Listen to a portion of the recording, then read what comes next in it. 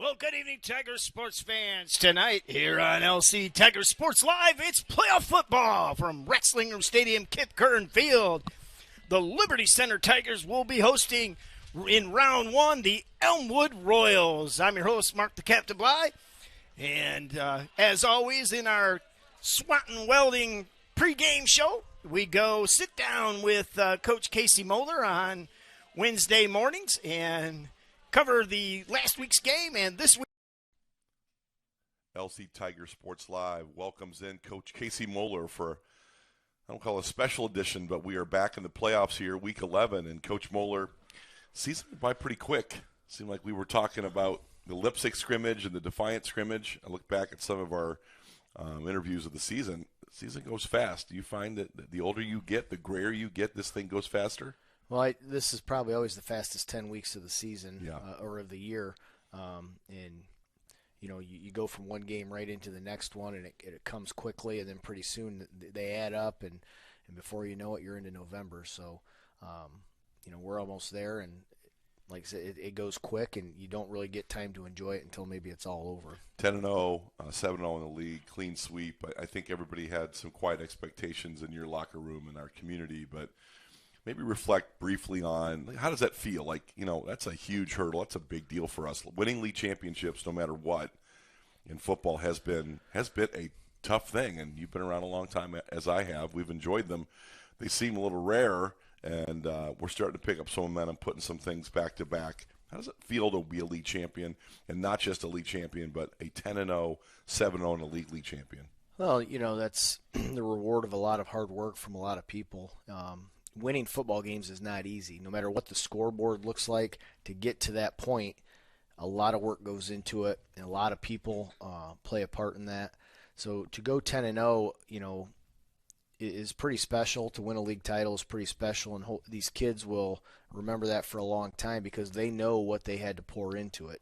And, you know, people see what goes on the field on Friday night, but they don't always get to see what goes into getting ready for that, whether it's during the season and the off season. So, you know, nothing about what we did was easy. No matter how easy it looks, it's a challenge every week. And so when you have success, it's extremely rewarding. Well, we like to talk about the kids because it is about the kids, and we like to talk about the schemes that you guys put up, and that's great as well. Some of the creative things you guys do, but I'd like to take a small slice. And just because we have a lot of viewers, a lot of people like to watch our interviews. It's been a lot of fun to do those with you. Maybe go down your roster of coaches briefly and talk about their responsibilities. You know, we mentioned a lot in the booth. We try to include a lot of the guys, most of your coaches. But there's a lot of really good people that support your play calling and Matt Bryan's play calling, and there's just a lot of guys you went to school with. This staff's, you know, really creative, and you guys have worked a lot together over the years. Most of you guys went to school together. It's a neat coaching staff, the continuity of what you used to do with Rex. So maybe kind of go down the line briefly and talk about your coaches briefly. Well, you know, Matt Bryan's our defensive coordinator. He's been with the program since 2004. Has coached linebackers for almost that entire period and really developed some really good linebackers and has taken the defense and kind of morphed it into his vision, and is very much, you know, a cerebral kind of coach and very fundamentally sound. He wants things done fundamentally sound. He wants to be fundamental schematically, and then really demands a lot of the kids and demands execution and effort. And that's one of the reasons why we've been so successful, is because it's, you know, here's what we're going to do. We're going to do it the best we can, and we're going to give as much effort as we have. And Nick Miller, you know, coaches the offense and defensive line, and, you know, a lot has been said about our defensive line over the last couple of years, and Nick has been a huge part of developing those kids. And I think we've got a lot of big-name players there. But what gets lost, I think, for some people is the depth, and he does a great job of developing younger guys and getting them in there with the older guys so they don't have a lot of pressure and things like that. And then when they're juniors and seniors, they're ready for more of a big-time role. And so he's done a great job. And offensively, same thing. He gets young guys in there, works on schematics, fundamentals, and is a great evaluator of talent. He does a scouting report for Coach Brian and myself every week, and he gives us a list of all the offense and defensive linemen from the other team, and it really goes into great detail and talks about their strengths and weaknesses and how we can use that. Chris Riggy's our quarterbacks coach. He's been here. Chris Riggy's our quarterbacks coach. He's been here, you know.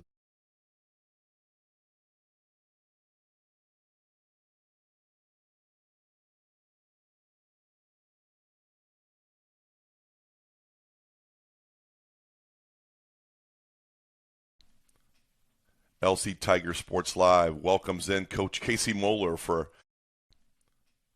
LC Tiger Sports Live welcomes in Coach Casey Moeller for, I don't call it a special edition, but we are back in the playoffs here, Week 11, and Coach Moeller, season went by pretty quick. Seemed like we were talking about the Lipstick scrimmage and the Defiant scrimmage. I look back at some of our interviews of the season. The season goes fast. Do you find that the older you get, the grayer you get, this thing goes faster? Well, this is probably always the fastest 10 weeks of the season, Yeah. or of the year for us. Extremely intelligent and really was a great linebacker and has brought a lot of fundamentals and how to see the game and just done a great job. He also focuses on our wing backs and really concentrates on making sure they're blocking correctly, and we're developing depth as well there. So I don't think I forgot anybody, but that staff has been around together for a long time. Part of the program for a long time. All of them are program guys, and it's a big deal. You know, when you see a lot of schools that get a lot of change in coaching staffs, to have a staff to stay together this long and have this much continuity and understand the tradition of the program and things like that, I think is a big deal. Yeah, that's what we haven't missed a beat since Rex's retirement, and most of you guys all played for Rex, and you guys all kind of know, what the standard of excellence is, and you've risen the bar here. And one of the things I've got really noticed, because I got a chance to coach a lot of you guys, is that you guys are friendly too. Like, you have good, warm personal relationships, so that builds more chemistry. You enjoy being together, and I know there's a lot of demands that go on with the coaching staff as well. People talk about the kids and the practices and how hard all that can be, but you guys also have demands. You have a lot of expectations for time invested and film watched, and everybody has responsibilities. So it's a staff that's firing on all cylinders. Well, I think, the relationship amongst the staff is good. There's no animosity between anybody. There's a tremendous amount of respect for everybody to coach their position. I consciously try not to micromanage anybody. I allow guys to coach their position. I hope they feel that way as well, but I feel like if you give them ownership of something, they're going to give you more effort. And this coaching staff just does a great job with high expectations for kids, great rapport with each other and the kids, and each staff member brings a little bit of something. We have some that are really intense. We have some that are more reserved in what they do, but it all kind of meshes together. I'm thinking Ryan Miller. I'm thinking Eric Weimer. I think that's your metaphor anyway. And both of them are just great coaches and even better people. Let's transition, Coach, and really appreciate that time on the staff. We don't get a chance to talk about you guys a lot, although I think in the booth we do, because we know you so well. It's a part of the game, but I think our fans just have a real appreciation for the time invested and the excellence that you guys are, those levels you're working at. Talk about Wauseon last week. I mean, it was a big win, and the numbers got kind of bloated. But for the first three series, Wauseon really challenged us in the run game. And we talked briefly before we went on air here. They did a few things technique-wise that, might preview. You might see more of some of those things as you get into the playoffs, because you're going to see some good football teams this week. May or may not be the biggest challenge you have in week one. But talk about that Wauseon game and some things that you encountered as a play caller. Well, we went in kind of unsure of what they were going to do defensively, just because they had done so many different things on film. We hadn't seen them against an offense kind of like what we run. So during the week we had gone over a lot of stuff, so not knowing what we were going to see, I think maybe hurt us a little bit. Then they did some things early on that just created a little bit of confusion for us, and it took us a couple series to get that cleaned up. And then once we did, I thought our guys executed really well offensively, but I thought our defense set the tone early. For sure. They're kind of the story of our season. They've just been fantastic, and to hold a Wauseon offense that's that explosive with that many weapons to 0 points and that few yards is a tip to the cap to our defense and the staff on that side of the ball. And then our offense got rolling, and we did some things. But we got to know that we're not going to score 50-yard touchdowns on every possession. Right. So to kind of get that first scoring drive was very methodical, and I think that's something we're going to need to be able to do once the playoffs get underway. Now the weather starts to get a little questionable, and you start to get inclemency with the rain, and maybe as the deeper you go, some snow and some real weather. So running the football and controlling the line of scrimmage has always been a big part of what you want to do, what Rex wanted to do. So I think that's certainly been a successful formula for us.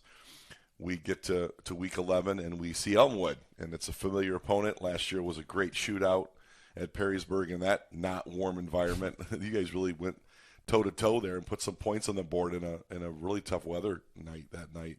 This Elmwood team, unfortunately, is not the same. Last year, I think they had 21 seniors, a great quarterback, a great running back. This group is in transition. Just looking back at my notes, their coaching staff has been there 7 years. Greg Bishop, Elmwood is not known as a football power, but he has put together a couple, 3 nice years there. Maybe talk about overview-wise what you're seeing on this Elmwood team. Well, like you said, it's a much different team than what we played last year. They were very senior-heavy last year. Yeah. A lot of very, very talented players. So they were going to be a little bit younger this year.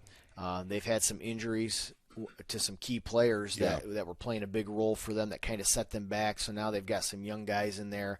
And those young guys are getting better and better. But when you're a freshman, you're still 3 years behind a senior.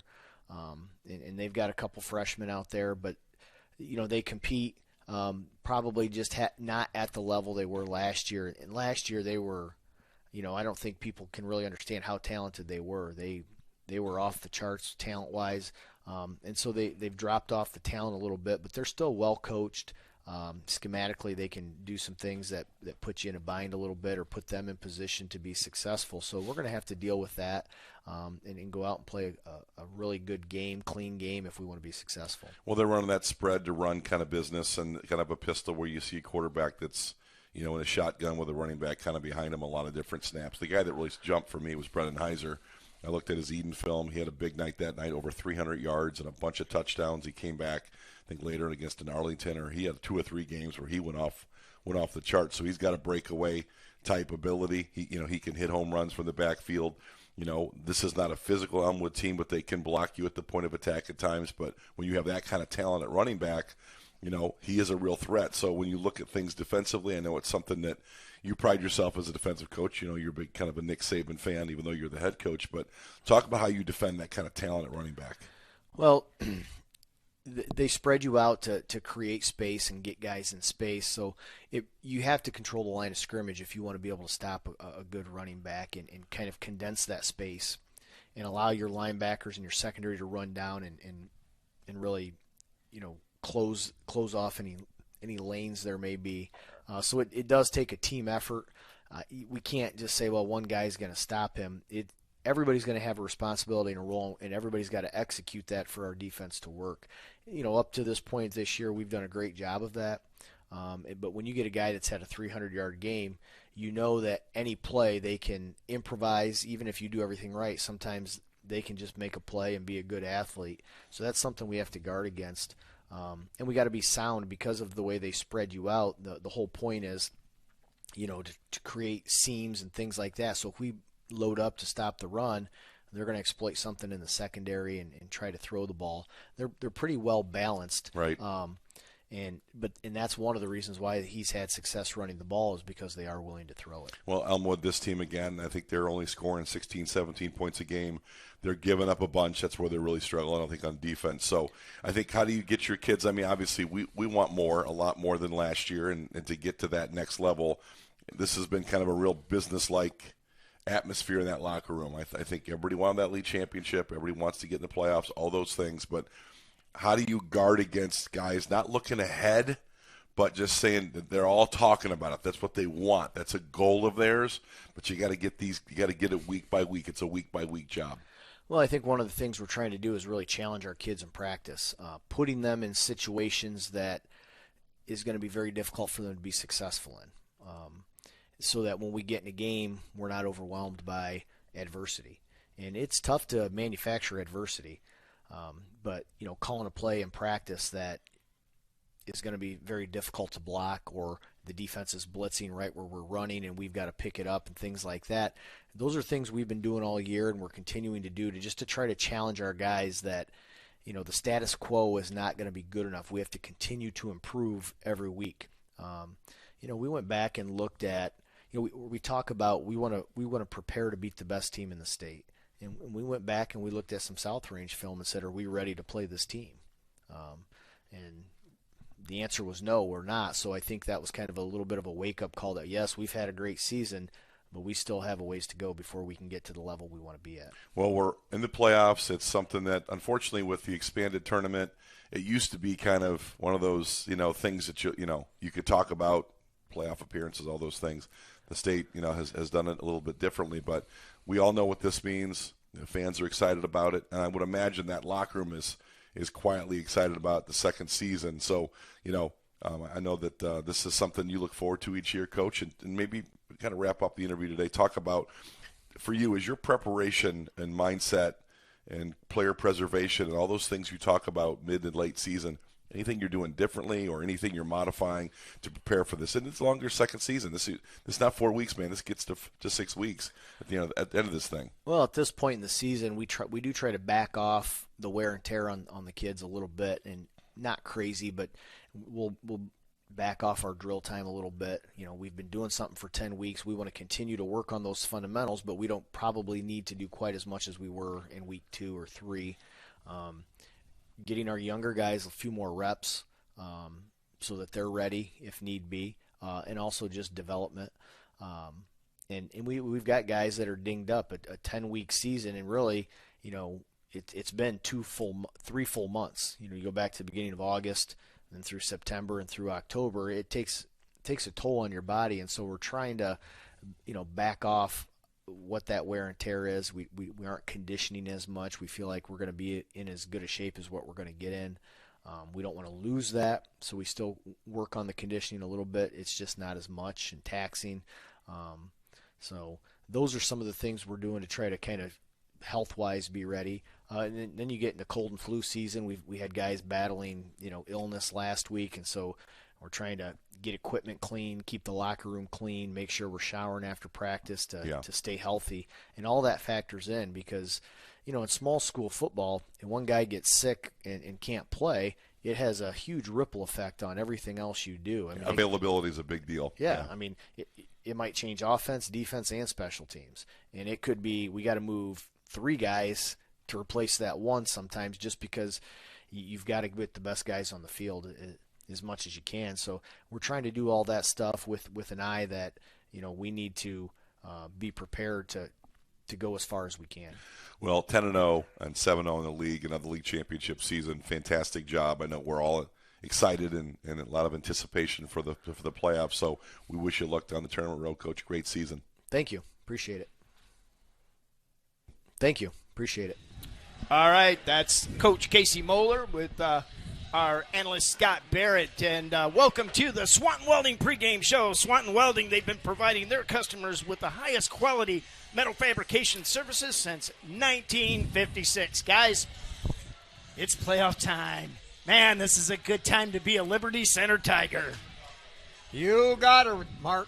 All right, welcome everybody, all you Tiger fans from right here in Liberty Center who've opted to stay home. Those of you who are in the stands listening in, and of course all of you across all 48 continental. And those Canucks. Yeah, in Canada. Canada. And the NAFTA. Canadians, yes. Eating the poontang. The NAFTA listeners, right? Mexico, Canada. Oh, yeah. Here we go. Oh, yeah. Anyway, welcome to Tiger football here in Rex Lindgren Stadium and played on Kip Kern Field. Beautiful field that it is. And with this setting of, as some of our opponents like to call it, the pit, the hole, the Death Valley, greatest, I think the greatest field, the greatest feeling, the greatest aura of anywhere in Northwest Ohio. Whether other opponents, whether other people like to admit that or not, they do. And here it is, folks. We're bringing you some playoff football. Tigers, of course, coming off that 10-0 season, second straight NWOAL championship. And this year it was a whole lot more of dominance. Last year we had some roughies and toughies. But this year, Scott, I mean, was the league down, or are we that much better? I think that's a question that we've been asking ourselves all year long. I think it's a little bit of both. I think Liberty Center coming off that disappointing state semi last year where South Range really took it to us. I think it gave our players an edge and an attitude in preparation for the season in the weight room. It started virtually after that loss, Brian, and I think that this league did feel a little bit down. I mean, that Archbold game was a big tilt early, and I think that they're legit. We might see them later in this playoff environment, maybe in a regional final, but I definitely feel like the league, the Bryans and Wassians, very talented teams. I was shocked, Spike, as you were. You had Patrick Henry that was number 1 in Division 7, and that is just such a rivalry. Liberty Center just basically ran over week after week these teams, Napoleon, Otsego, Wauseon, Bryan. These are teams that traditionally give us a little bit of some resistance. I mean, outside of that first 3 offensive drives against Wauseon, Brian, Liberty Center has been beyond dominant. Yeah, they have been dominant all year, and Archbold was the biggest test. And going into that game, I thought that was going to be a really close one. Was surprised by the dominance on both offensive defensive lines, the way we controlled. Archbold actually ran 61 plays to our 41, but they had 2 interceptions, those are huge momentum changers. Archbold had 12 possessions, only scored twice on 12 possessions, and the second touchdown was a fourth quarter touchdown when the game was already, it was 42-7 Liberty, and it was well in hand. That game, Liberty had 275 yards of total offense. Archbold had, Archbold had 200. Liberty ran for 2.25, and just mostly dominated. Liberty scored on 5 of their 10 possessions, where, like I said, Archbold was only 2 of 12. So a big deal there, but I think Liberty dominated where they needed to. And for the rest of the year, one game that stands out right off the bat, Tenora. Liberty Center actually trailed in that game 14-7, scored last possession of the first half, and then took the lead 15-14, and it was even.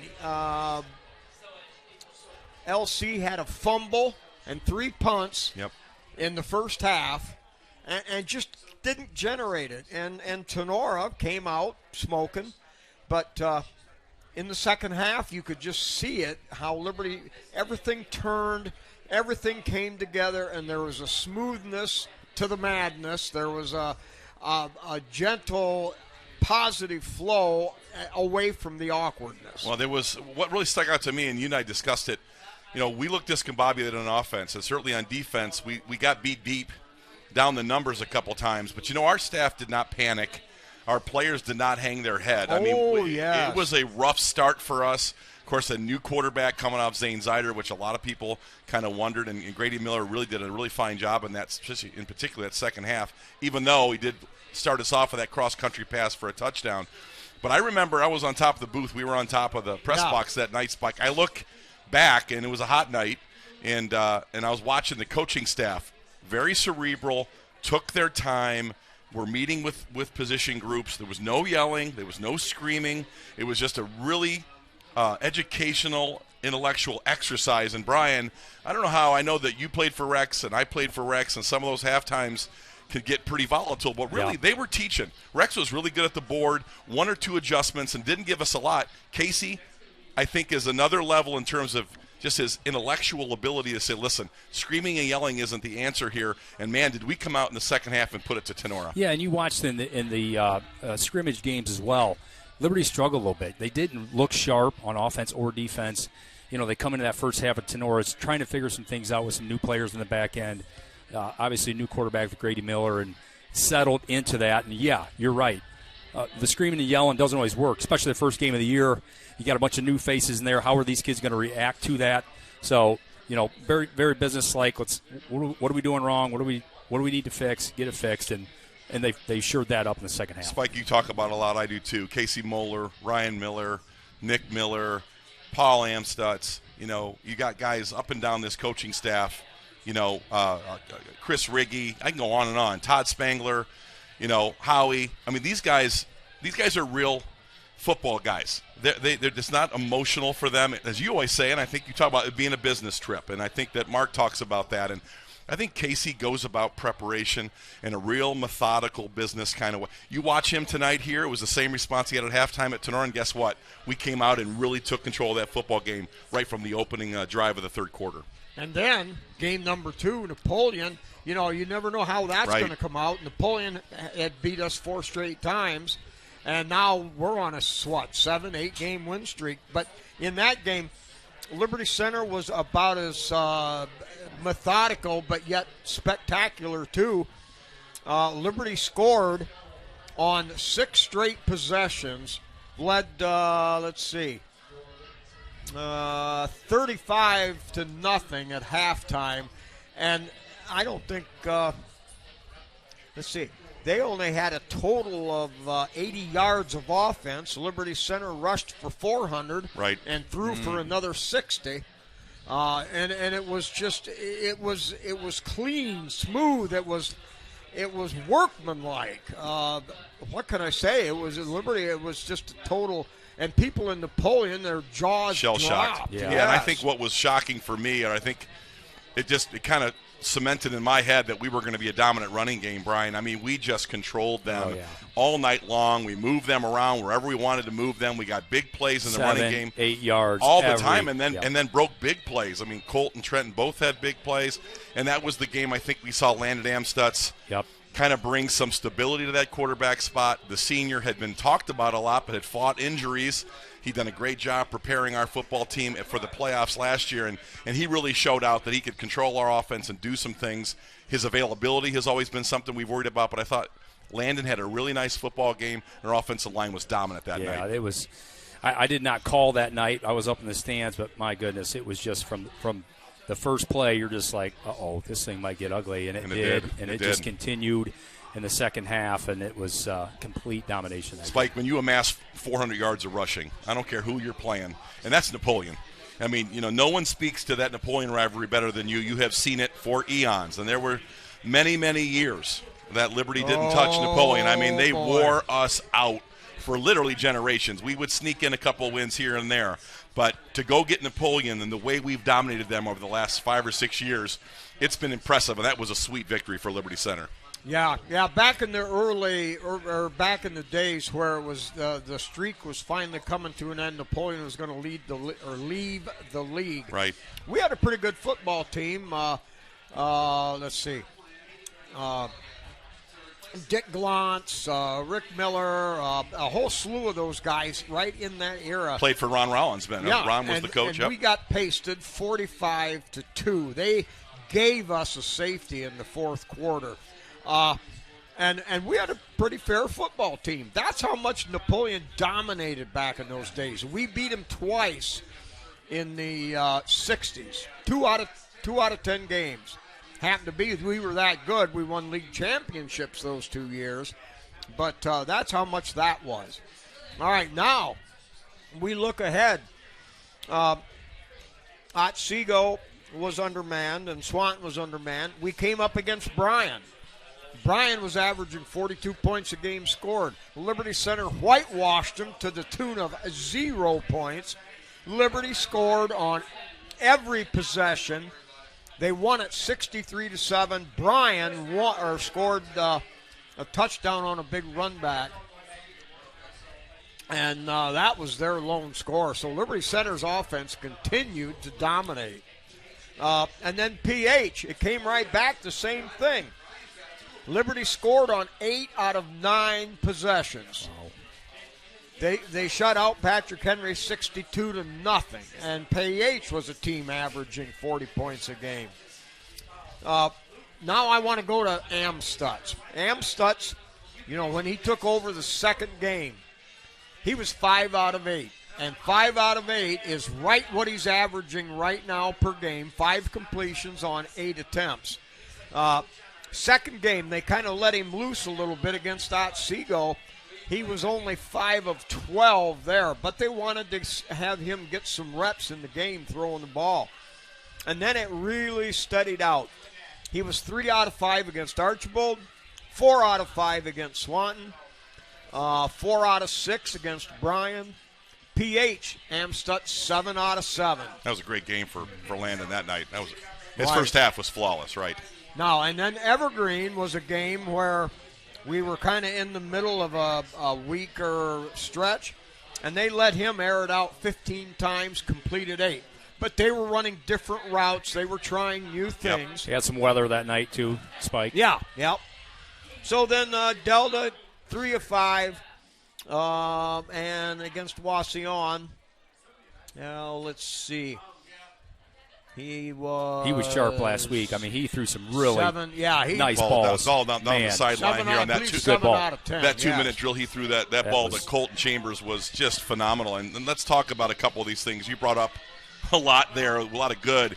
I was really anxious to see us respond against Bryan because I really felt like they were loaded again, full of athletes, a great quarterback, one of the top running backs in the league.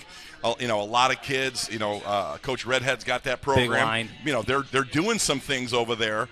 And Liberty Center, I think the offensive line was good all year, but it got no better than against Bryan. And I'll tell you what, we have just gotten some great play from our offensive line. You can't give those guys enough credit. Landon Amstutz has been great. Colton Cruz has been great. Trenton Cruz. You can go down the line. You were getting such good play even from guys like Waylon Rentz and Colton Chambers. But I'm here to tell you, led by Clayton Seal at center, who's gotten very little press. But that 0-1 trap is Tyler Lay. It's Stephen Brogan. It's Clayton Seal. It's Navarre, who's probably the best guard in the league. Yep. That rotation that I know that Paul Amstutz coaches in there, centers and guards, have been virtually flawless. I think their grades have been in those 90% each week. And then, of course, you've got dominant tackle play with Landon Bachelman, who will be first team All-Ohio, and you might find him to be the Division V Player of the Year. He's definitely going to be in the wings for that award. So for me, we destroyed Bryan, Spike. I just did not expect that. And then I thought, okay, Bryan just did not have a good game.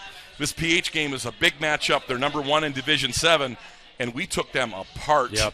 And it frustrated Patrick Henry. I know Liberty had gotten a lot of flack for a couple of hits in that Archbold game, but you saw Bill Inselman's crew get some of those 15-yard penalties, post-whistle penalties, where Liberty kept their composure and really took it to Patrick Henry. That 2-game stretch there, that was impressive, Brian.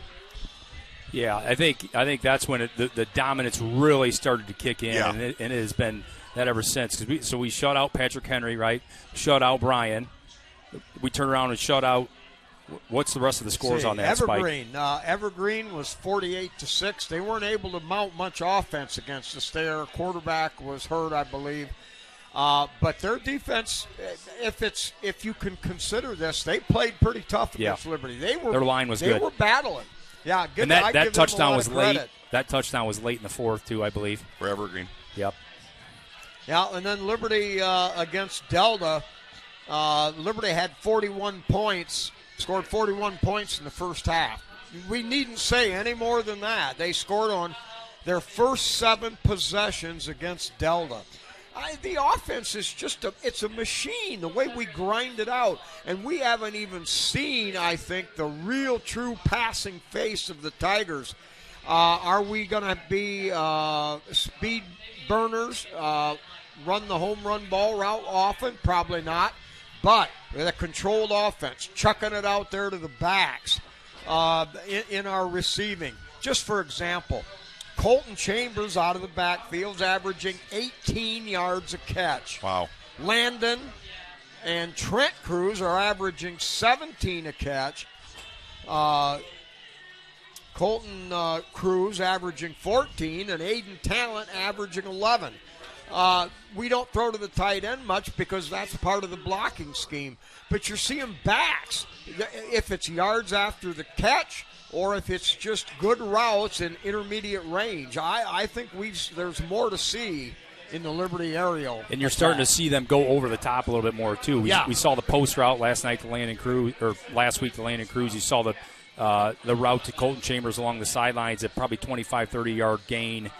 So throwing the ball down the field a little bit more than what we've been accustomed to the last couple weeks. I think, Spike, though, Brian, too, and I think you're both right. I think the yards after catch, and some of these routes are so wide open. Yeah. Casey Moeller is, he's a defensive coach by trade. He coached defensive backs, was a long-time outstanding defensive coordinator. Now Matt Bryan now is that, and he's been even better than even Casey was. But some of the route tree designs and some of the check with me's and some of the matchups, Casey sees them there. Yeah. And he knows right what to dial up. I mean, last week Colton Chambers went on a cross-country pass, and there wasn't anybody within 16 yards. That one probably came from upstairs. That wasn't up. They're seeing where the safety's at. They're getting Landon Amstutz, who's like a coach on the field, gets the pre-snap read, and that thing, we've had a lot of short passes go the distance for a couple reasons. One, fantastic play calling, an outstanding crisp route tree, and you're getting a senior quarterback with outstanding help in the booth, and then you got Casey Moeller dialing up great plays. That is a deadly combination for an efficient run-first offense, Spike, and I think that's why you're seeing so many yards, per catch out of these guys. They're wide open. Right. We have a running offense, but yet we can spread the field. We can. We are spreading the field, which all of a sudden it opens up all the running lanes, and it with the Cruz brothers' ability to get through that first line, that first 3 yards, and then they see the field so well. They cut well. They drive well. They can run like fullbacks, or they can run like tailbacks. Tailbacks, yeah, and it just makes them so multi-dimensional. I think that's the best running back tandem. Maybe since Ward and Kern, 93? In fact, Ward and Kern were a little bit more of the bruisers. Well, Kern was the inside guy, and Ward was the outside guy, and Ward was bigger. But Keith loved those traps and powers, and Ward loved those sweeps. I've heard the stories. I was 6, so I can't really speak into knowledge here, but I've heard the stories of them too. Those two guys, if you would have given all the carries to Keith, he would have gained 2,500 yards. You would have given all the carries to Ward. That was to me, the 93 running backs and the offensive line was as good as it got. But to your point, tell me if I'm wrong. We all go back and watch these games. I'm telling you, when I'm an opposing player and I'm watching Colton Cruz and I'm watching Trenton Cruz and I'm watching Waylon Rentz, when they get downfield and their shoulders are square, I have seen linebackers, I have seen defensive backs and safeties make business decisions, backing up, getting on the ground, not interested. A little, good run, Colton. I'm going to let you get in there and show the effort, but not really get on top. Yeah. I really think those guys evoke some fear. They run old school. They're like barbed wire freight trains. Well, they're no fun to deal with. When they just continue to hit you, you come up and you hit a guy like that, and he puts it on you. That next time you're coming down, you're thinking about it. That's in the back of your mind. Like, he's either going to run me over, you did that, or he could juke me out. That. You were strong. So safety. Then you come downhill and you're not so sure, and he's juking you, or he's just going to run you over. Well, you as a player love coming downhill and just laying the load. But I will tell you, you would have met your match. Yeah, with the way you better these take guys that guy run. low. That's right. Don't take a guy like that. There was a run last week against Wasion Spike, and it was on the highlight film the Sonnenberg kid had. He puts his head down, and he buries his shoulders right in here in his helmet. Blew one guy back. The next guy just kind of just gingerly this didn't want any. They remind me of the old Earl Campbell. The Tyler Rose just burying people. Bringing the pain to you. Burying people. So to me, the Cruz boys and Waylon Rentz just add a level of physicality to their running that makes them a home run threat. I don't know that you go out here with a 40-yard dash and get a great time, but in-game, their in-game speed spike makes them home run hitters. Yep. I know. Well, I'll tell you what. When I watch them in practice, they run every day. They run and they run till I puke just watching them. But the Cruz boys have got this speed where it's near a sprint, but they sustain it. They go and go and go and go and go. Colton Chambers, even more so than that. This guy is a fortress. When it comes to running, this guy is so consistent. I mean, from the start of the sprints, they might do 12 50-yard sprints just to pull numbers out of a hat. And this guy's chugging at 90%. the whole way. And this team does that. Whole team does that. Rex Lindgren believed you won championships in the two-a-day. August, you win championships in the off-season weight room. You win championships when you're conditioning, when no one's looking on a Tuesday. You're looking, Spike. You're there. Yep. But the effort these guys give in practice, the physicality in some of those competitive periods, Brian, I mean, it's really impressive. These guys aren't taking plays off. And when you watch them out here, they are full go. There are no reps that they take off. They do not want to be off the field. It doesn't matter what the – I don't even think they're playing for score. I think they're just playing to deliver discomfort, pain, and just victory. I think these guys are just that focused. I don't think they care who they're playing. That's how tough they play. And Spike, interesting you mentioned there that seniors, those four that you just mentioned are all seniors. When you have a senior group that leads by example like that in practice, those younger kids come around that, right? They have no other choice. That senior's pushing me, so I got to respond, and I have to do, and I think you have a great senior leadership group here with this group. In fact, you are so spot on. It's crazy because every night these seniors are pushing these guys, and they're doing it in a very exemplary way. It's not come on dog, and how you can really cut a kid down, but they'll go back and run with them to induce them to put out a little more, and the seniors take care of the freshmen. The seniors pick up gear and haul it in at night at the end of practice. And this is, you can't compare from 80, 90 years ago to now, but I'm telling you, this is as good a senior leadership as I can remember since the year 1960, we'll say. Well, I would say, too, to both your points are excellent. I think you need leadership, but I think there's a bitterness and an anger with this team. They got a little bit embarrassed last year against South Range. And, you don't want to say that. You don't want to be critical. But the fact is we all watched it.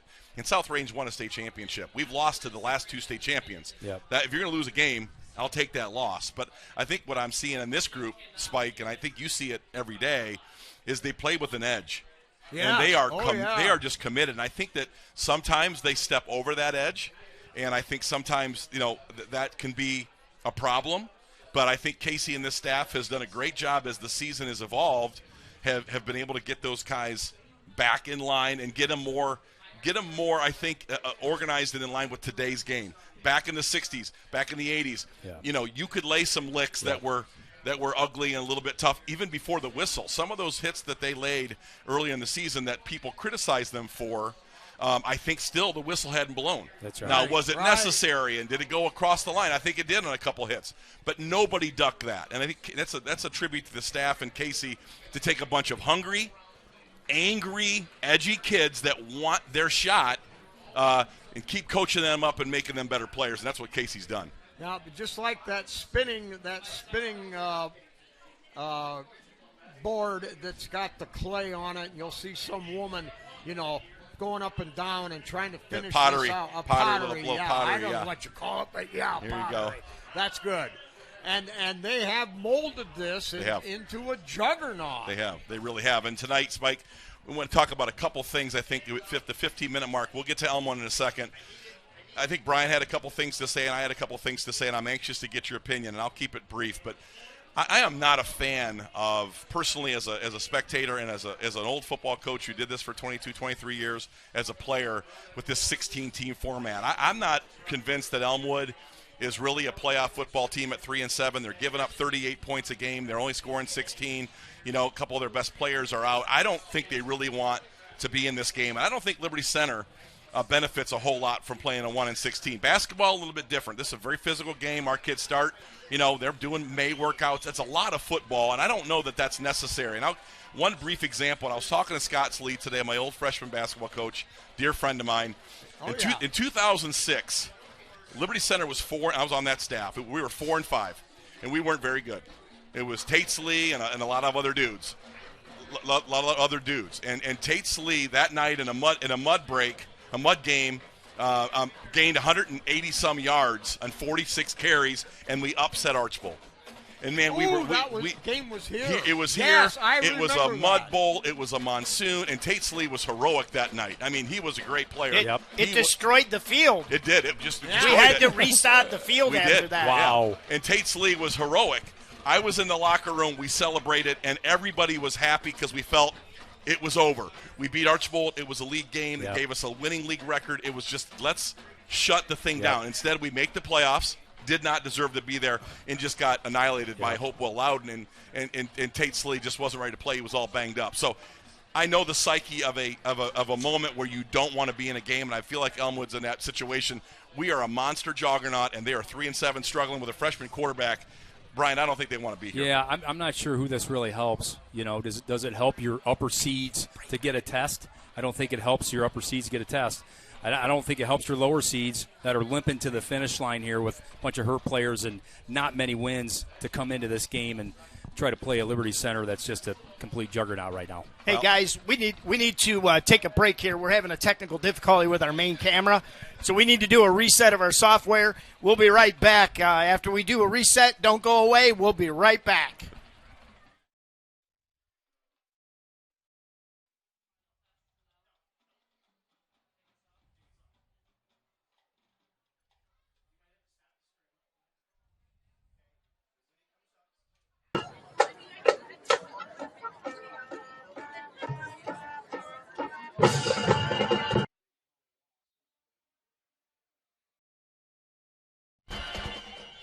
All right, we're back here after our little technical difficulty. We just want to make sure with this important playoff game that everything is copacetic and we're ready to go, and we'll be back with the rest of our SWAT and Welding pregame show, guys.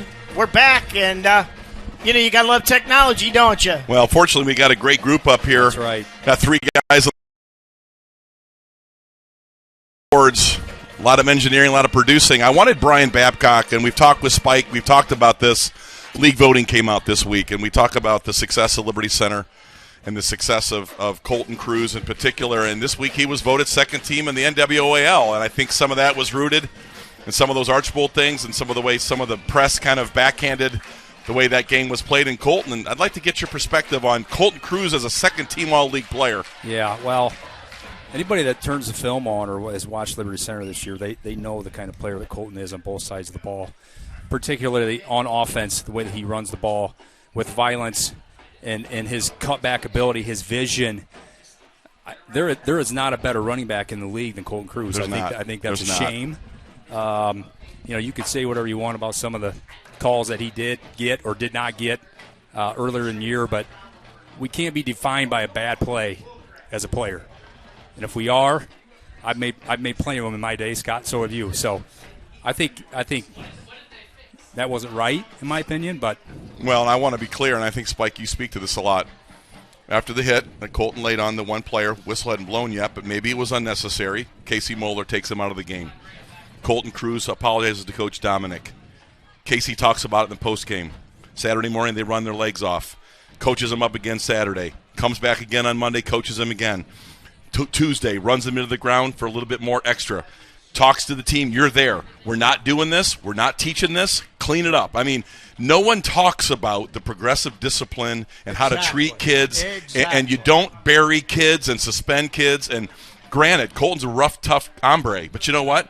This coaching staff's done a great job coaching him. And Colton Cruz, in my view, first-team All-League player. Spike?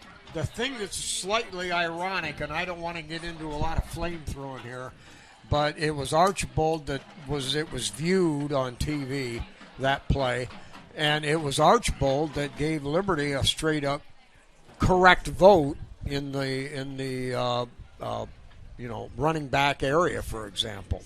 There were a couple others that threw the wanky in there, but Archbold voted straight up. That should tell you all you need to know, because that's where the negative press came. And granted, again, there were plays throughout the year.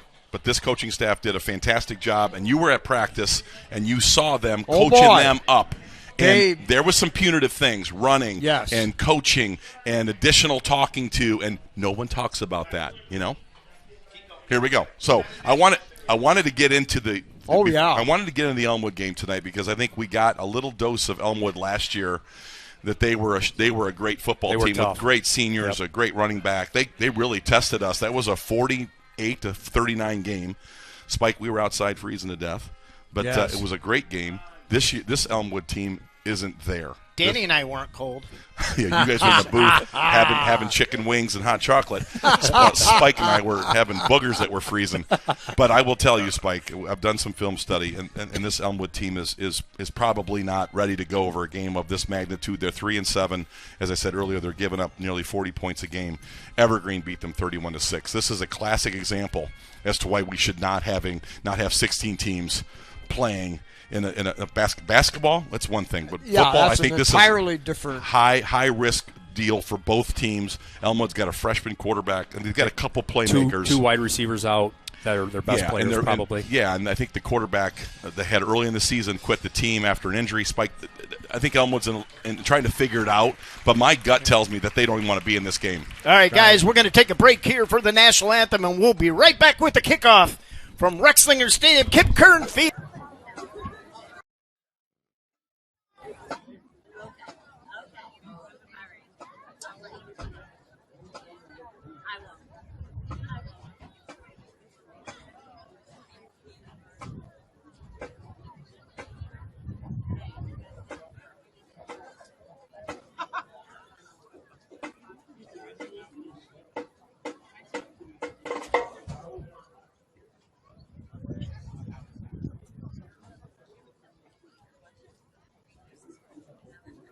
Our honor guard tonight is composed of members of the local VFW Post 6596 and the American Legion 492. Ladies and gentlemen, we live in a country that with freedoms like no other. Honor our great nation. Please remain standing, remove your hats, and sing along as the Liberty Center Tiger Band, combined with the Elmwood Royal Marching Band, performs our national anthem.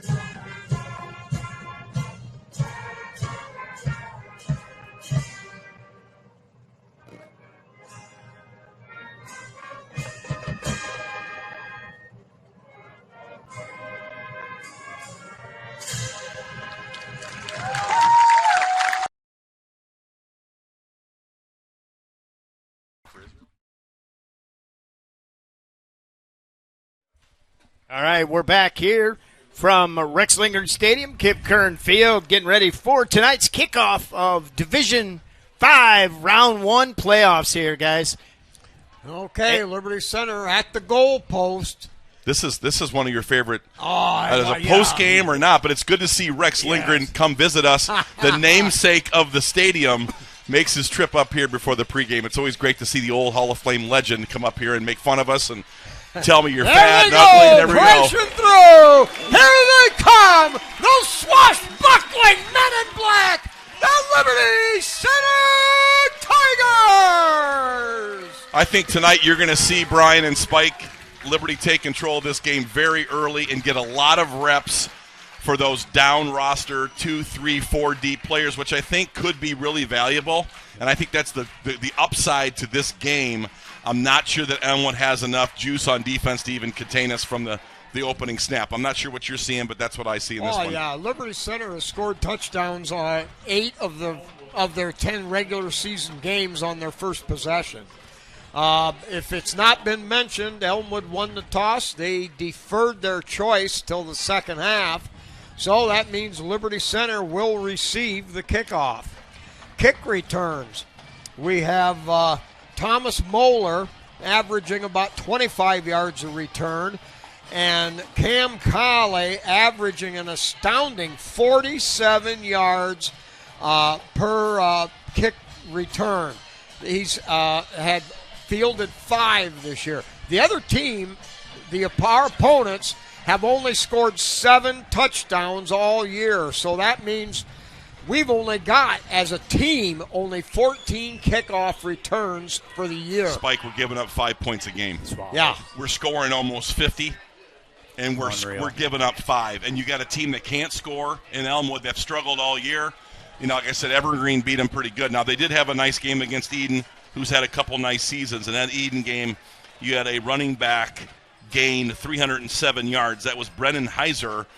Tonight you're going to see them spread the field. They like to throw to run, meaning they throw the football to set up the run. They'll run a pistol. And what a pistol formation is when a quarterback is in his shotgun and he's got a single running back right behind him. And so what they're hoping to do is spread the field with the receivers and give a lot of different lanes and options and choices for that running back.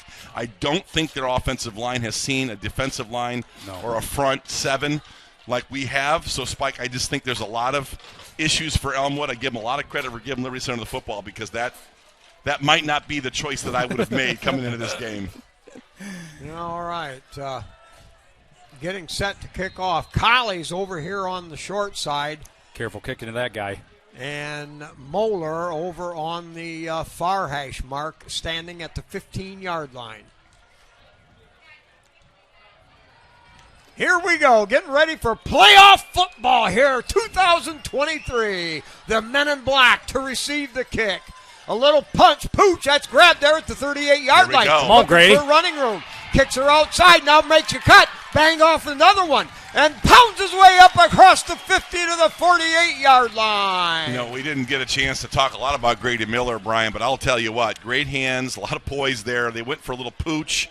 They didn't really want to have to cover Cam Colley and that group back there, and I tell you what, great job by Grady Miller catching that ball and getting up the field. Heads up, nice little cut back there. Where to go? He's a defensive back, but he had a nose for where he wanted to go. With great hands. Grady has great hands. All right, the Tigers come out with a wide out to this side, double wing package.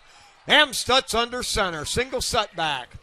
Motion, give to the motion back. That's Chambers. Chambers cuts off one, pounds forward, and drives down inside the 40-yard line, gaining 9 yards on the play. In our offense, we have traditionally 3 guys that run the ball. The wing, the guy right outside the tight end, is the 2-back. That is a 27 power. He ran in the 7 hole, which is basically that tight end, that tackle tight end group. So you got Colton coming inside on that 27 power for a big gainer to start this game, 9 yards. All right, Tigers come out. 2 wide outs here. 2 tight ends and out of the I formation. Amstutz takes the snap, play action.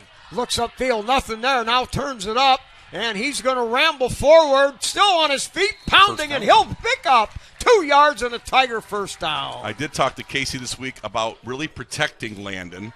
We joked a little bit because he ran a couple plays last week, and he ran that really nice quarterback draw for 17 yards in the 2-minute offense to give us a chance for the touchdown. But in a game like this, you do not want to lose a senior quarterback. So good job by Elmwood collapsing the pocket and getting pressure on Landon early on. Good heads up play there. All right, Tigers have a 1st and 10 at the Elmwood 37-yard line. Motion coming around this way. They'll give it to the first back through, wide open hole. Makes a great cut. Trent Cruz at the 13. He dives around forward, and he's into the end zone, 37 yards away.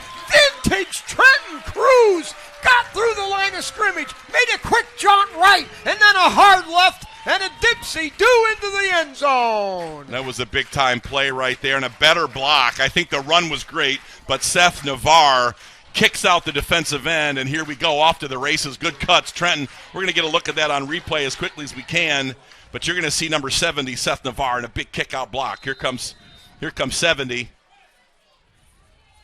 Boom, good block up front. Nice job, number 71, Clayton Seal, and off to the races. A burst for a touchdown. That offensive line, Brian, just very crisp. Those guys know exactly their assignments, getting the blocks at level 1. Yeah, pulling guard can be tricky at times because sometimes you're going to block somebody out. Sometimes you're going to come down on a linebacker.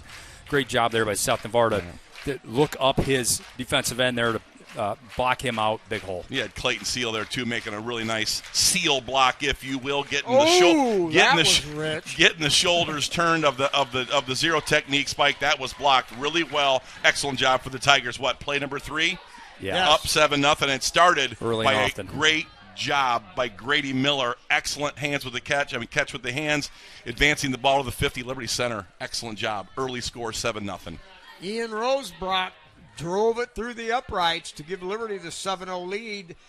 He is now hitting 92% of his extra points, 61 out of 67 for the season. Excellent. Coach Tom Russell has just done such a good job with our kickers for a very long time. And it's hard to get one good kicker. Yeah. We got 2 of them, Spike. Yeah. I mean, if he went down, if Ian went down, I tell you what, Max Walker could get it done for us. Extra points and field goals. Max Walker averaging kickoffs down to the 5-yard line. Here he goes. Ooh. Unleashes it. Hits Boom. a home run ball there, and that's into the end zone again. Wow. I mean, wow. Max, we joke about it. Garrison Cruz, the Cruz boy, just looking on he the just hunt. blew somebody up. If you guys in our audience want to watch entertaining football, watch the kickoff coverage team, and I want you to specifically watch guys like number 30, number 51, and number 19. They provide a lot of entertainment, Spike. They are looking. They're hunting. 63, Stephen Brogan as well. The ball is important, but putting somebody backwards into the end zone is equally as important on those coverage teams. All right, first defensive play for the Liberty Center Tigers. Elmwood at their own 20. Out of the gun. Handoff, powers forward, and he does not even get quite back to the line of scrimmage. Tigers closed on it fast. Landon Bachman was the first.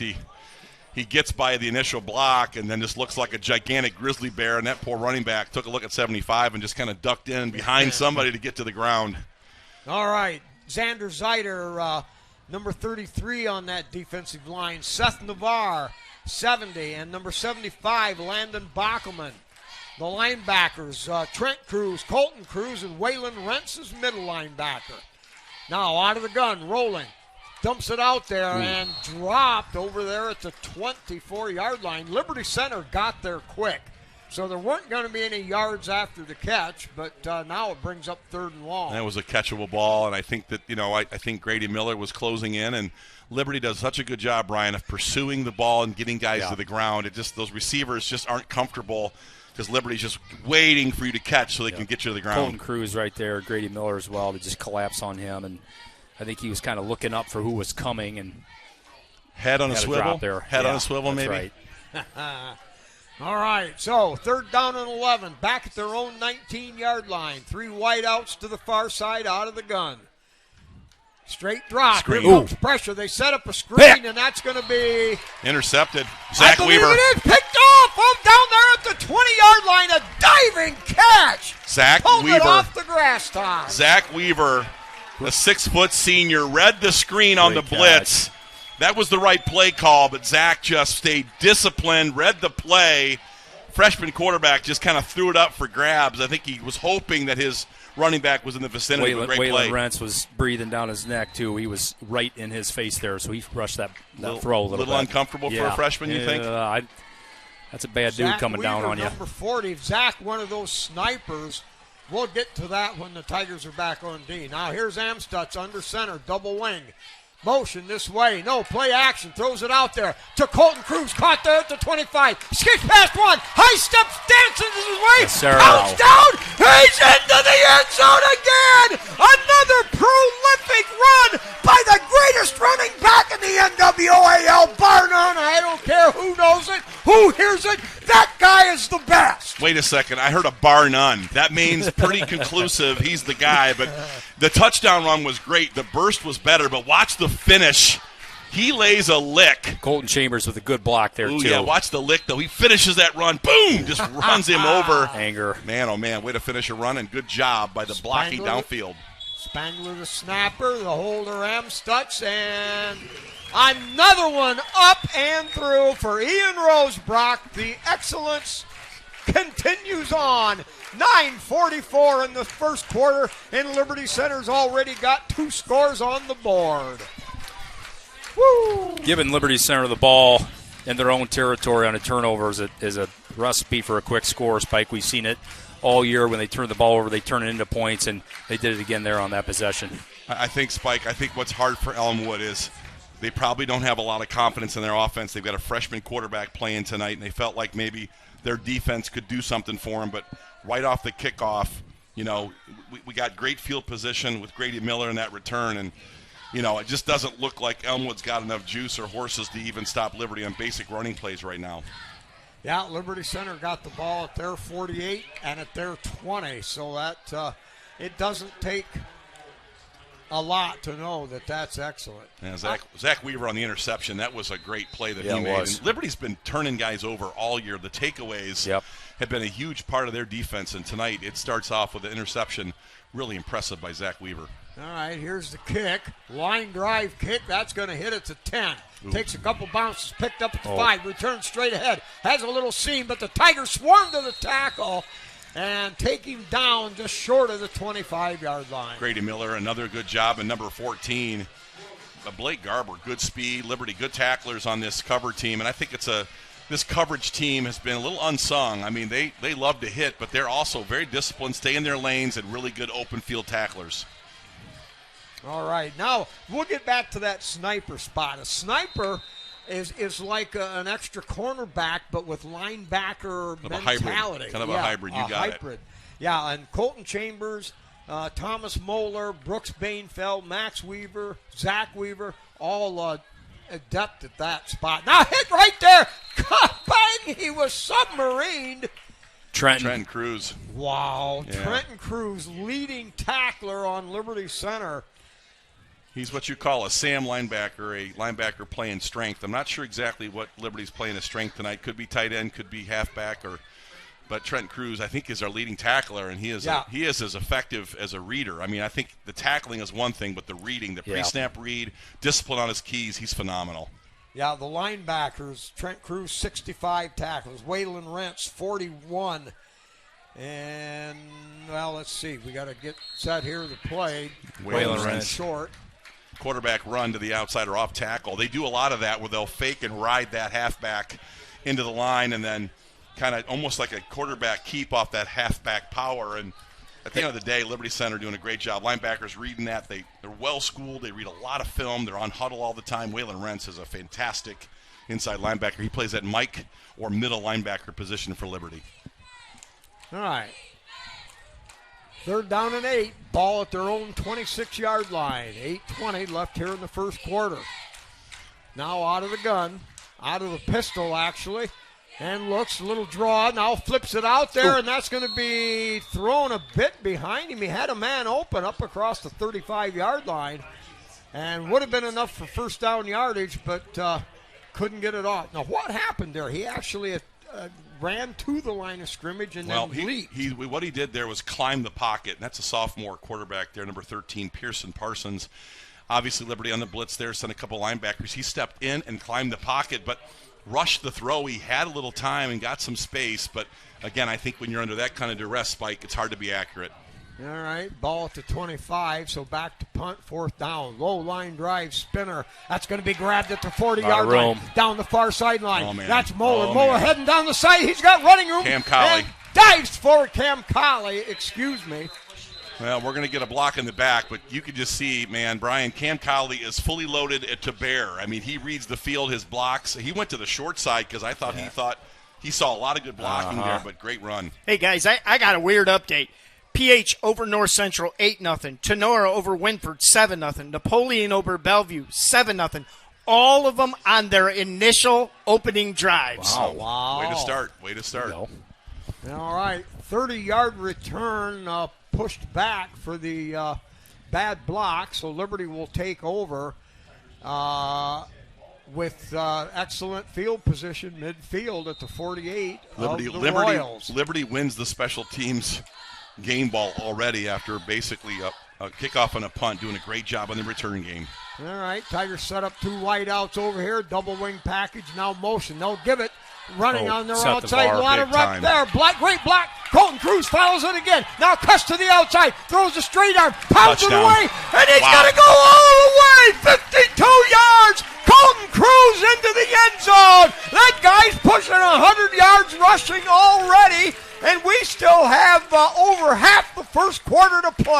That's number 70, Seth Navarre with a big block. Pancake. Stephen Brogan, big block. Liberty Center downfield, number 20, Brooks Bainfeld. There's 4 big-time blocks. And Landon Cruz for the finish. And Landon Cruz for the finish. Liberty Center just blocking at all levels.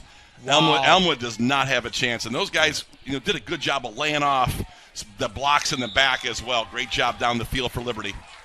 All right, Ian Rosebrook drives it through all the way back to the iron gate back there by the metal building.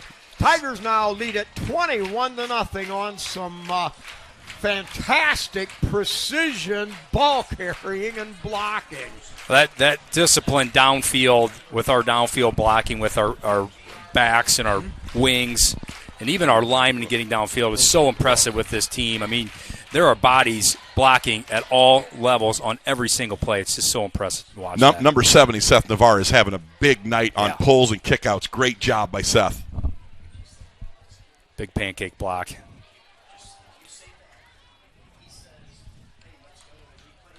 Early and often on offense here, Spike. Well, yeah, and our defense is so good, we don't give up many first downs. We haven't given up many first downs all year. Spike, I think I said, and it's hard for me to say, we're giving up 5 points a game, and our first teamers aren't even playing beyond the first drive of the third quarter in many of these games. 5 points a game. That is stifling. Matt Bryan has constructed a defense here that has just been suffocating. There's Walker again. That's the high hanging boomer. That's going to hit at the 3 and bounce into the end zone for the touchback. I'd be interested in seeing the history of if that's not the best defense ever as far as points. Yeah, statistically ever. Yeah. And I think it's important, guys. Most of the season, the second drive of the third quarter, Casey and Matt Bryan are subbing 2 and 3 down in terms of depth chart. I mean, it's a whole team effort. It's not just the first team at 5 points a game. That is impressive. All right, so now out of the pistol motion. Quick snap over there underneath. The Liberty Center closes on that quick, and that's going to be a loss of 3 on the play. That's number 8 with a drop. And I think number 63, Stephen Brogan. He dropped the pass. Stephen Brogan is just all over. And there's a guy, you talk about Colton Cruz, Trenton Cruz, you talk about all these players, and I'll tell you what, the guy that makes as many plays as anybody on this field is Stephen Brogan. You talked about both He's sides a of the field. Great guard and a fantastic linebacker. And he's a junior. I can't wait to see what he looks like as a senior. All right, 2nd down and 10 as the pass was dropped from the 20. Motion back to the ball. They'll give it to the motion man looking for a slot, picks up a seam, gets it out across the 20, out to the 22-yard line. If you're watching number 2 and number 5 and 19 and the way they slip blocks and the way they get to the point of attack, Brian, I mean, these guys, they are just so in tune with what the offense is doing. Our scout team preparation by Paul Amstutz is fantastic.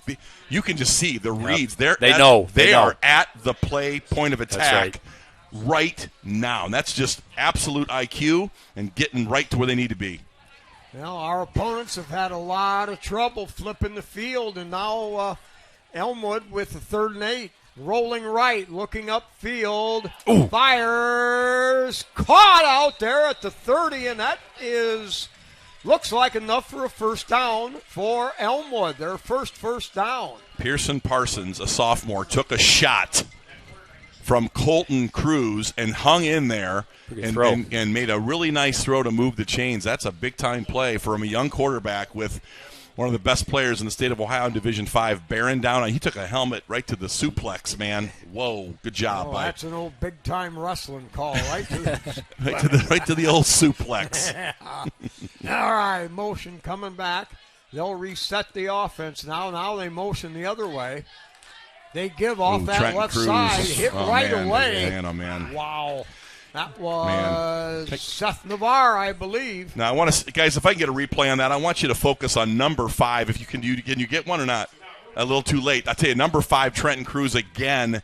You watch that guy in motion. Trenton picks the right hole, right off tackle, untouched, unblocked for a big first hit and negative tackle for loss. I mean, this linebacker crew with the 2 Cruzes, Waylon Rentz and Stephen Brogan, That is as good of a group as we had here in a long Big time. Yes.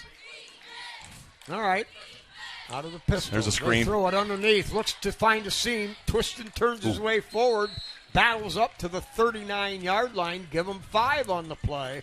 They're doing a good job. The second screen they've run, Liberty's putting a lot of pressure in 3rd and +5. And again, that's the right play call to dial up to get you in a 3rd and manageable. Good job on the screenplay by Elmwood. You see everybody run into the ball there. There are 11 hats in that around the ball there, flying to the ball. Anytime you get screens like that, you get maybe cutbacks and some backside flow. Good job flowing to the ball there. Landon Cruz, great run fit too, coming from the rover position. So he's also an unsung player in that secondary. All right, trip receivers far side, out of the gun. They fire it underneath, and it is! Oh, my goodness. Oh, he couldn't hang on. He had a hand. He bobbled, kept trying to grab it out of the midair. Oh! He was thinking house there, Spike. He was going to the house. Yeah, yep, that was Brooks Bainfeld. You want to watch this replay? Watch number 20 on a great read, top of your screen. He gets out and underneath this route really effectively from one of those sniper positions. Athletically, fantastic job by Bainfeld there. Brooks just read the play. Did you see how he looked that receiver up? As a linebacker, that's so important. Look your receiver up, find out where he's at, and slide underneath. Get in that passing lane. I mean, he elevated their Spike. Super athletic play. Great job by Bainfeld. Mulder and Colley back at the 35-yard line. Over there, caught Colley. Colley moves it forward, finds a seam, hit hard, and plows through that. Gets it up across the 40-yard line to the 43. Liberty will take over there. Casey talks about catching the football. Catch the football, and even if you don't advance it, you're going to avoid some of those hops and losing some field position. And I think, early in the season, Spike, you saw some guys struggling with that. But, man, that has been something that tightened up. And he's been talking about that since day one of his coaching tenure. He wants those punt returners to catch the football. That's a 10, 15, 20-yard difference a lot of times, whether you catch the ball or not. Oh, yeah. Aiden Talent now spread far or wide to the far side. Tigers with a 3 wide out set. Out of the gun. Straight drop. Amstutz looks. Fires it out there on and out. Oh! And a leaping effort. I believe one of the Cruz brothers. Landon Cruz went up at the 30-yard line. Couldn't quite get the reach up to haul that one in just over his fingertips. It'll be 2nd down. I loved how number 74, Hunter Spangler, got into his set. He got that punch, controlled that front side pressure, and gave Landon Cruz time and a nice window to make that throw. So the young offensive line, Hunter Spangler, is going to be a dandy. He's a sophomore. Yeah. And man at right tackle did a good job there on pass pro. All right, double wing. Now motion going that way. And I lost. That was Jackson Bartels. Oh, Jackson Bartels, number 17, ended up with it out of the wing reverse mostly, or sweep, and it'll be loss of a yard. 3rd and 9 for Liberty from their own 44. Going back to that pass play, there was a long developing out and up. Well-designed play, almost there, just out of his reach. Pretty good ball, though, by Landon Amstutz. Okay, Tigers double wing package, single setback, motion coming this way. Now fake, they're going to give it on the reverse. Here we go. Running Here we go. Kicks it at the 40. It's a foot race now. The last man, they're not going to get that guy. He's all the way. 56-yard burst, 27-0. Cruz missile. Explodes, takes it to the glory Watch the land. replay. Watch the backside tackle, backside guard pull, and just create a gigantic hole. You got a great block, front side too, and look at all those offensive linemen running full go. Stephen Brogan downfield. Another great block, seal block by Clayton Seal. Backside tackle, Hunter Spangler. As his size, Spike, he can really move. Great block at the point of attack, Liberty Center. Just land the wood. And Rosebrook knocks it through again. Rosebrook, hotter than a little red wagon this year. 64 out of 70, and he just keeps getting better and better. Ian Rosebrook can kick field goals. He can get almost to the 50 in terms of 50-yard field goals. So as you get on in the playoffs, which tonight will be in hand pretty early, Spike, but first quarter 28-0. But this will be an opportunity for us maybe to put ourselves in positions to kick some field goals and put some stress on us. This will look more like Delta Evergreen, where we're going to have to, the offensive staff, defensive staff's going to have to scheme ourselves into some adversity, because Elmwood is not going to do that tonight. Yeah. Well, let's go back to that play, that inside reverse trap. I love that play.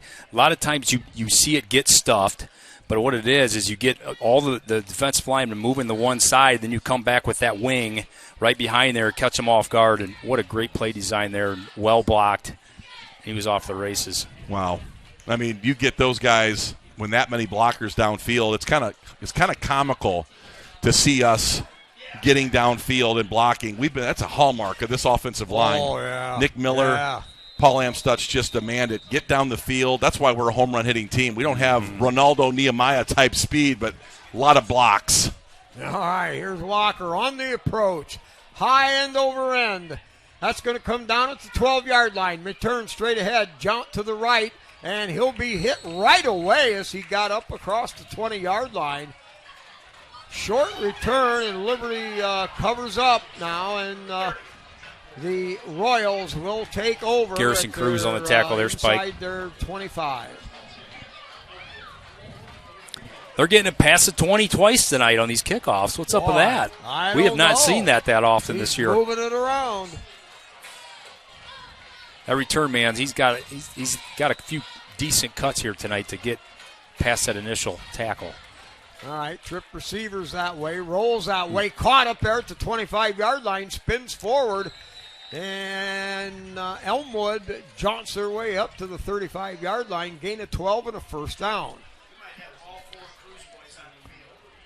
Yeah, by the way, an interesting stat about the Cruz boys and tackles. All four Cruz boys are in the top 9 on Liberty Center's team in total tackles. Now, you might just find yourself seeing Garrison Cruz be the best of the Cruz boys. I mean, size, speed, he's powerful. All right, jaunt off to the right side, and Elmwood finds a few skinnies there, and they'll pound it forward for about 7. I think what you're going to start to see is Liberty playing some younger players, and you might see Elmwood with their first team have some success. But I am sure of it that Matt Bryan and Nick Miller are absolutely going to demand these guys to play, level 1 type defense, even though they're down on the depth chart. Yep. All right, yep. Garrison Cruz in there as a linebacker. All right, out of the gun, low snap, good pickup, fires it out there, and that's going to be tipped away. Excellent job falling back. Let's see, one of the... Thomas Moeller. Okay, Thomas Moeller, I gotcha. Another heady player, 3 interceptions, came up big against Archbold. He's just a sophomore. I mean, a Liberty Center has got a lot of high-quality players that aren't seniors, and Thomas Moeller's another one of them. All right, 3rd down and 3. Elmwood at their own 42. Tigers show blitz, and they're going to try to run through that. And hanging on for dear life in the backfield. Zyder? Yep.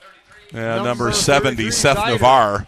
Looks like Seth was the leading tackler on that. I mean, we've got a lot of defensive linemen that have, tackle totals that would surprise you, but they're excellent tacklers at the point of attack on level 1. Was that Zyder from behind grabbing the shoe top? Yeah, he held on, yep. Okay, that saved the first down. I think he would have had enough momentum built to pick that up. Zyder 3rd on the team in tackles. And that's saying a lot. That's saying a lot because he's not playing every snap, and he's a defensive lineman. He's had a great year, Xander Zyder. All right, in punt formation. Good snap. Gets it away. Just a short push. Hits at the 42, but it takes a great bounce. And it'll go down inside the 30-yard line.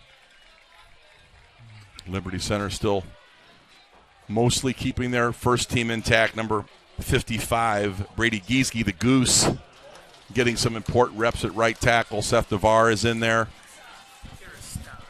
28-yard punt with the extra bounce added in. So Liberty Center now with their deepest field position back at their own 30-yard line. 2:01. Are you saying they might be out of their strike zone, Spike? Oh, no. Just asking. No, they can strike from 90. Yeah, all right. Tigers shift over. Wing right set. Amstutz under center. Give to the first back. Pounding through. Still going. Pound. Drives. Hit from behind. Pushed forward. It's going to be a gain of 9 yards for Liberty Center. Waylon Rentz. 0-1 trap again. Good job inside blocking. Clayton Seal and our guards just doing a fantastic job blocking that 0-1. Waylon Rentz had some big runs against Wauseon. Didn't get a lot of carries, but his runs were impressive. He hit that 0-1. Boom! And just finished runs, looked fresh. Yeah, he did. He was impressive last week. All right, Tigers show wide out to the far side. Jackson Bartell's wide out over here. Amstutz back out of the gun. Now play action. Drops back. Throws. Caught over there. Good hands catch. Here we And go. breaks one tackle at the 40. Heading down the Get off me. sideline. Man. Still going. Nice. Pulling a tackler and all the way down around the 15-yard line. We do not throw to tight ends that much. As you said earlier, Spike, they're part of that max protect kind of deal, and he's kind of like a tackle-plus player, but he caught that ball with his hands real nice and then got up the field. A little stiff arm there. That was kind of impressive. You don't see a whole lot of catches from Brooks, but he's having a big night blocking, and that was a great catch by Brooks. 41 yards on the catch, the pitch and run. Liberty Center now with a 1st and 10 at the 20-yard line. Minute to go in the first quarter. Liberty Center on top, 28-0. Tigers show a couple wide outs to this side out of the I formation. Amstutz under center. Give to the second back. Colton kicks it outside. Running room. Runs over one tackler. Still going. Finally bailed and shoved out of bounds down near the 5. A gain of nearly 15 yards for Cruz. The way he set that run up there, that's what's so impressive about Colton is just his vision, the way he sets blocks up. He kind of came into the line there, Spike. You kind of saw it, nothing there. Patience. Shuffled down, and boom, he hits it for, another first down, another 10, 12 yards. The patience. About 15, 14 yards. The patience, our guys showing the hole. I mean, they set them up and read them really well. They're not just blasters. All right, ball at the 7, 1st and goal. Last play of the first quarter. Amstutz out of the gun. Hands it off on a little dipsy-do reverse. Jumps over one tackler. Tough run. Banging his way down. He's close to the goal line. Down maybe to the 1.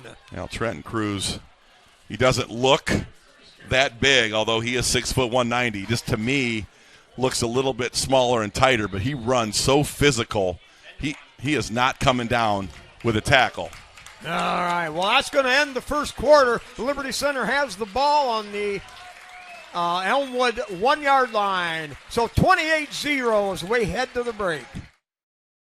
A huge thank you to our 2023-2024 Tigers Sport Life sponsors, KK Collision, Meyer Badenhoff Insurance, STN Design, Affinity IT Group, 3Chord, Davis Farm Services, Swanton Welding, Hammond Dick Leatherman, Pisanello's Pizza, and Gerald Grain Centers.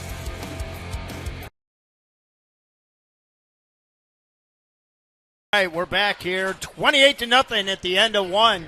Hey guys, we're one of the things you all mentioned at pregame is Liberty's been able to get reps for their 2s and 3s, and already, and I think that's Coach Moeller's style. He's not going to rub it in. He's not going to, we're talking about the 16-team format.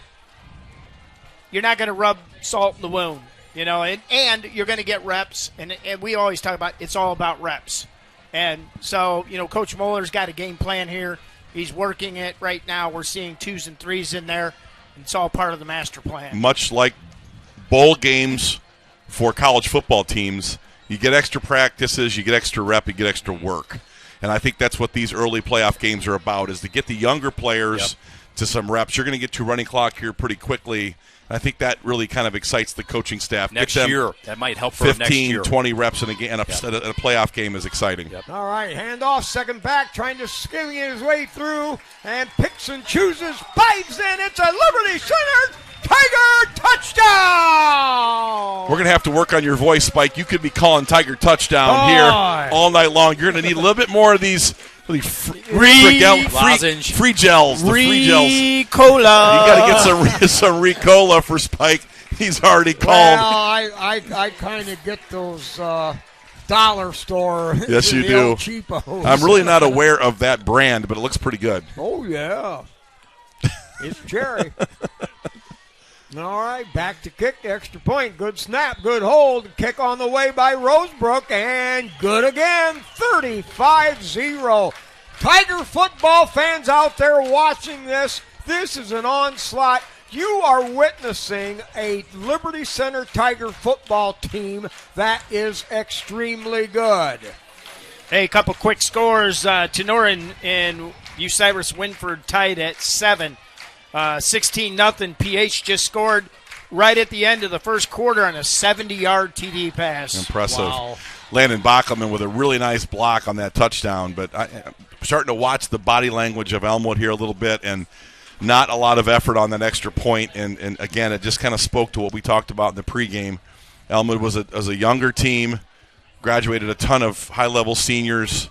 A couple guys left the program. It's just been a difficult second half of the season for them, and it's really starting to show up. Liberty up 35-0, just barely into the second quarter. What's the running clock? 30, 34, 30, 35? They start running the clock 34. I'm surprised it's not running right now. So we will get a running clock. Okay. It's not even until the second half. Okay. Well, I'm sure Elmwood would like to see a running clock about this time. Now, again, as we talked about, 19, 30, 51. Just keep your eye open here. You got some. All right, a bounding kick, bounces, turns, grabs, picked up at the 11-yard line. Looks straight ahead, and Brogan in there on the hit. Maybe gets back to the 25-yard line. A number of Tigers in there. That's like throwing a pork chop on the middle of a table there. They finally get to hit somebody. Well, you saw Tyler Lay. He doesn't break speed. Tyler is just I'm here to tell you. to hit somebody. I think Paul Amstutz would watch it. I don't know if he cares a lot about the ball. He cares about somebody's going to have to pay the price for being in his way. But he did get himself back in the play after missing. But Stephen Brogan, again, great tackler on special teams, all over that. All right, Garrison Cruz continues in the lineup at a linebacker. Liberty with 6 defensive backs now. They float one out there in the flats. Caught right away, but hit right away. Breaks through that one, but the Tigers relentless. Stay with it. Moeller comes back, helps make the tackle after he stopped him on the push. Garrison Cruz got out there and made a big hit. Sometimes I look at not the number on the back of the tackle, but I look at the number of tacklers on the ball. Four Tigers. Sometimes I'm not as interested in the people, and I'm just interested in the numbers. And there were 4 guys on that swing pass. Impressive. Lost. Cammy. Loss of 3 on the play. 2nd and 13 from their own 22. Out of the pistol, rolling left, looking upfield, launches out there. That's going to be caught at the 25-yard line. He'll get a little bit of room up to around the 30.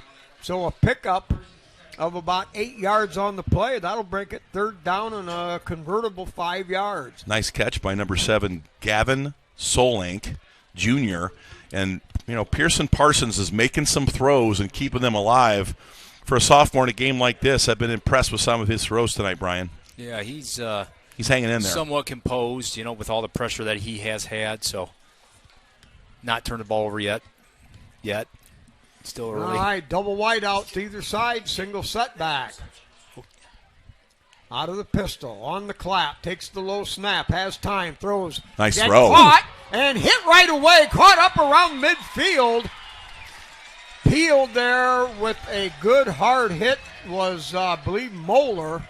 No, Cam Colley. Landon Cruz. Okay. Spike, I was wrong there. He has thrown a pick, and I will go to that hit right there. Landon Cruz had a chance to absolutely destroy him. I think he kind of held up to not get the penalty, and and that's the effect that that's having this year. All right, trip receivers, quarterback draw, gets caught up behind his own blocker. Now changes direction, piles forward, and Elmwood showing Ball's a little loose. grit and grim. Ball is loose, but they're going to call him down. That ball was loose. Referee's not buying that possible turnover. Of course, Liberty signaled it, but Pearson Parsons delivered a great strike to Marcus Mossbarger. A couple sophomores hooking up there. That was a great pass right down the seam. I think Landon Cruz was a little upset with himself. I think he kind of missed that. Well, I think he that held route. up. It looked to me like he kind of held up a second just so he didn't earhole him and get a 15-yarder. Yeah. All right, second down on a short 5. Ball into Liberty Center Tiger territory for the first time tonight. Now throws underneath. That's caught. Looking for running room. Oh, there's caught a fumble. from behind. That's fumble. That was hit by Navarre. There you go. Seth Ball Navarre. Loose, and it does belong to Liberty Center. Seth Navarre peeled him. Forced the ball loose, and who got the recovery? I don't know. Landon Cruz, or was it Cam Cam Colley? Colley. Thank you, Captain. If we can get a replay on that, watch Seth Navarre. He's having a big night tonight. Number 70 gets himself out, boom, and makes the initial tackle. Then you had number 63 again, Stephen Brogan, adding a little sauce at the end. Man, oh man, that was impressive. A little sauce. I think it was Landon Cruz on the recovery. Good job to break down, and sometimes those fumbling balls are hard to get on. You can see him, slip and slide through. Good job to Seth compose Navarre. himself. Seth Navarre Spike having a big night. Yeah. A handful of Both sides blocks, of the ball. handful of tackles, and that one. I mean, you got to get down the line of scrimmage to make a play like that. And I tell you, Gavin Solaric Jr. did not come out of that feeling 100%. That was a couple dudes laying a lick. Man, oh man, Liberty Center. Quarterback. That's their little. It was a little slot receiver there. Oh, okay, okay, got it. All right, now with that turnover, Liberty Center gets the ball back at their own 38-yard line. 9 minutes left here in the second quarter. Liberty Center 35-0 over the Royals. Give to the second back, looking for running room, and closing fast. Elmwood stops him for maybe a yard gain. Moeller, number 3. Going to see a lot of carries get distributed tonight. And I'll tell you, I've been very impressed with Thomas Moeller. Excellent reader at the line of scrimmage and gets kind of small and skinny in the hole when it tightens down, and he always seems to find positive yards, Spike. Okay, now Landon Cruz and Aiden Talent, both of the top 2 wide receivers in the game on the far side. Amstutz out of the gun, wing left. They're going to do a little reverse off to Bartels. He breaks one, still going down the seam. It's a foot That's race now. That's going to be a touchdown. Jackson The last guy's not going to get him. He's into the end zone, 61 yards away. Boy, the Tigers blowing people out at the line of scrimmage. Yes, sir. And Jackson Bartels turned that into a dogfight. Wow. I'll tell you, the key block there is number 40. Zach Weaver got out on the linebacker, and once he made that seal block there, it was off to the races. Oh, yeah. What do we got? We coming back here? We got a penalty here. Oh, 61 yards, Jackson. There's that inside Bartels reverse is gonna again. get wiped out for a stinking, rotten, no good yellow flag. Oh. Let's see what this call is. I did not see. Oh, they're going to call. Is that a personal foul? Or what? Kind of looks like it. Maybe chop block. I didn't see the call there. I was really impressed though I with didn't see a signal. when our front side tight end gets on the second level. That really opens it up, and Jackson Bartell showed a little burst there too. That was impressive. Well, if it went from the line of scrimmage, it was a 5-yard penalty. So, anyway, double wing package, single setback. Now motion this way, give straight up the middle. Looking for a seam and slips forward for about 4 on the play, but Tigers now faced with a third and about 10, so not so bad. Keep your eye on number 70, Seth Navarre, getting downfield. He was ready to block someone at about the 46. Man, he's feeling it tonight, Brian. I mean, he's all over the place. Well, we had him last week almost as a player of the game, right? He has been coming on here the last couple of weeks, I think. Yeah, I mean, that was my pick for player of the game, but I was outvoted. But that won't happen again if he comes back. I'm not going to let the captain make that call. Yeah, right. The captain, Mark Bly. All right, Tigers show 2 wideouts. Now Rent's in motion. He's got a guy wide open right here, number 9, down the seam. Nice throw. That's going to be caught by That's a face mask. And there we go. Horse collar brought down inside the 45-yard line. Oh, he had him right down the numbers. Aiden Talent was wide open for about 15 yards, and the safety came over. But maybe that's a part of the design, Brian, because safety comes over on Talent, and you got the underneath route there, and really well thrown. 2 good decisions. Landon makes a lot of good decisions in this passing offense. He does. He's very patient.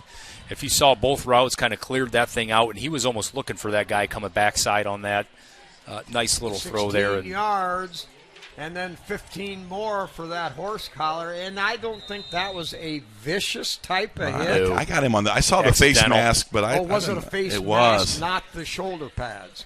All right, now Amstutz under center, wing right set. Give first back straight through there, Colton Cruz, and he'll get That's down. Moeller. Oh, Moeller is in the game. 3 instead of 2, my bad. Thank you.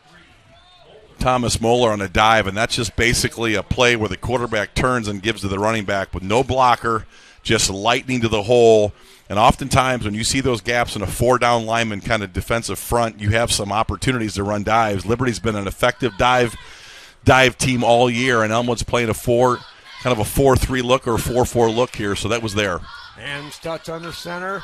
2 tight ends. Here we go. Give the Rents around Big the right side. yards. Running room there. Clicks it out. Cuts between 2 tacklers. Oh, yeah. Still Very on his feet. nice. Boring in there, and it's another Liberty Center Tiger touchdown. 26 yards away. The Liberty Center rushing offense is paramount to terrific. Let's watch a replay on that one. You got blockers all over the place leading. That thing just opened up wide open. Here's the convoy. Number 70, Seth Navarre. Number 3, Moeller with a great block. Seth Navarre with a block, and then Waylon Retz finishing the run. I mean, once those guys pulled and Moeller led that thing, there was nobody there. Wow. I got a couple of quick scores updates here after the kick in our bracket. All right, Rosebrook pounds it again. He's 6 out of 6. 42-0. 6.5 minutes left here in the second. Hey, Go in our ahead. bracket, Genoa 14, Huron 14, close to the end of the second quarter. Coldwater 20, Indian Lake 0, second quarter. Liberty Benton and Highland, just about the end of the second quarter, 0-0.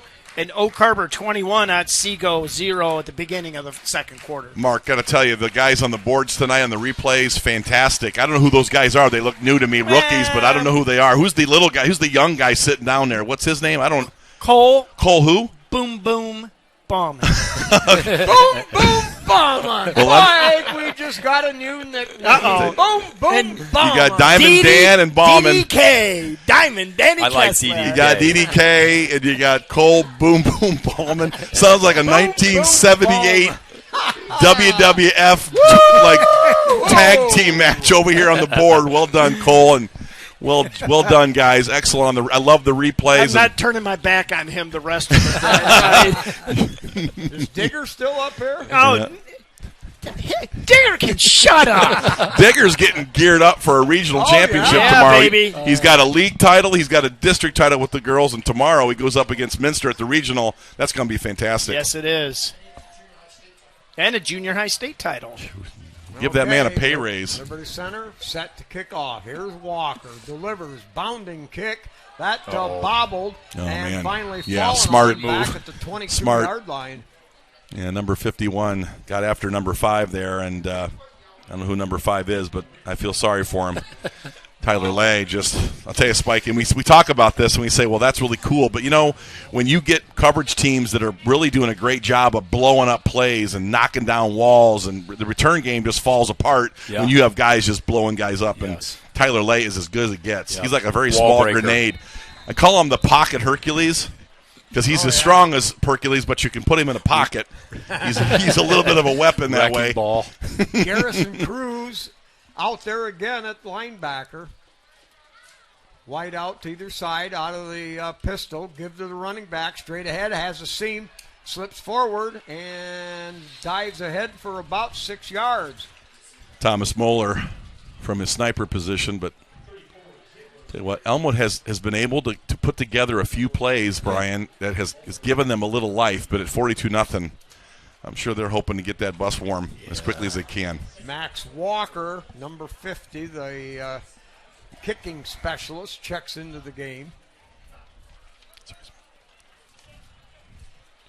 All right, out of the gun they look, throw it out short and flats. That ball was dropped, but he had nowhere to go. Maybe if he would have hung on, maybe a yard, but the Tigers had that covered up right now. I keep waiting for Cam Colley. He's throwing that little out, just kind of bubble there. I keep waiting for Cam to jump one of these and They've thrown about Boy, four. He's gonna time it up. I don't want to see you at Thanksgiving, Jake. You're in there for thirds and fourths. You're wanting to ram this home. Woo! What a dog. He wants more.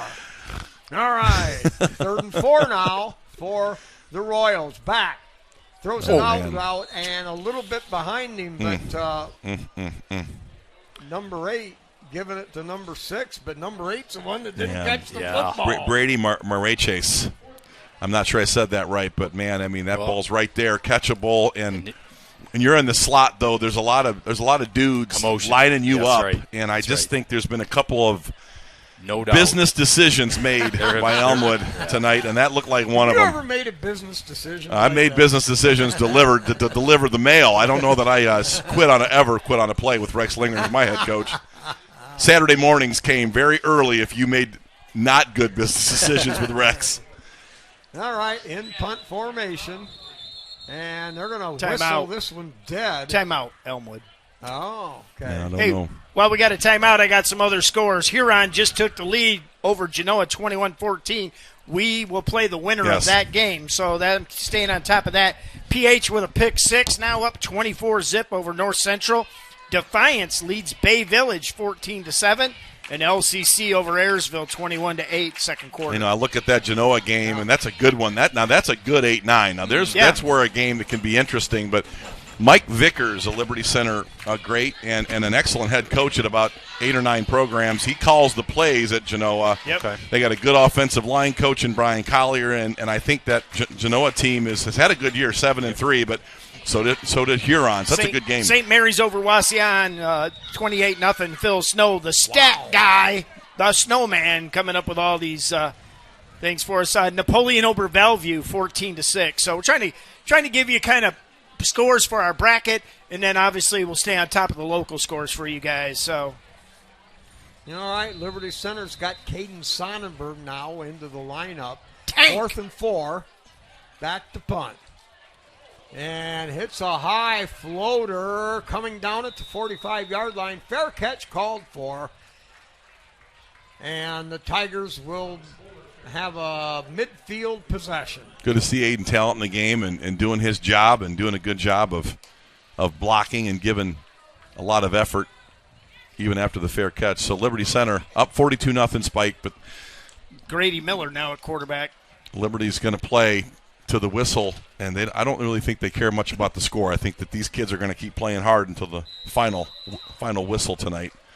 All right, I like this move here. You're a lot invested in the quarterback spot. Now they've got him, Amstutz, out of there.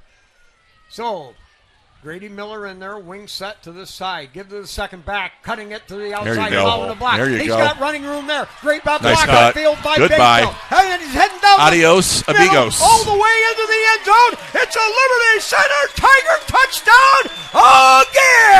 Man, oh man, we'll look at a replay on that one, but it was pretty obvious. Thomas Moeller stayed real disciplined and tight in the hole, and good blocking there. Number 17 made a key block right there. I was very impressed, Jackson Bartels. When you get to the second level, guys, and Brooks has had a great night blocking. When you get to the second level and get on those linebackers, that creates a lot of space. And now you got yourself a running back at full speed coming right downhill against the DB. I like that matchup for Liberty. My little GTO, you're looking fine. Boy, the Tigers are running roughshod. Don't quit your day job. Man, oh man. This is turning out exactly as we thought it would. And Spike, I think you nailed it. It's a lot invested in Landon Amstutz. He brings just a really important dimension to our offense in terms of another coach on the field, high IQ. He just has done a great job helping us run this offense, and we just can't afford at this point in the season. You're going to make a deep run. You got to go 6 games, and you're going to need Landon Amstutz. I like what you said there. Let's protect that asset. Yeah. Now the Tigers are really mixing this in with that next unit, getting a lot of playing time now.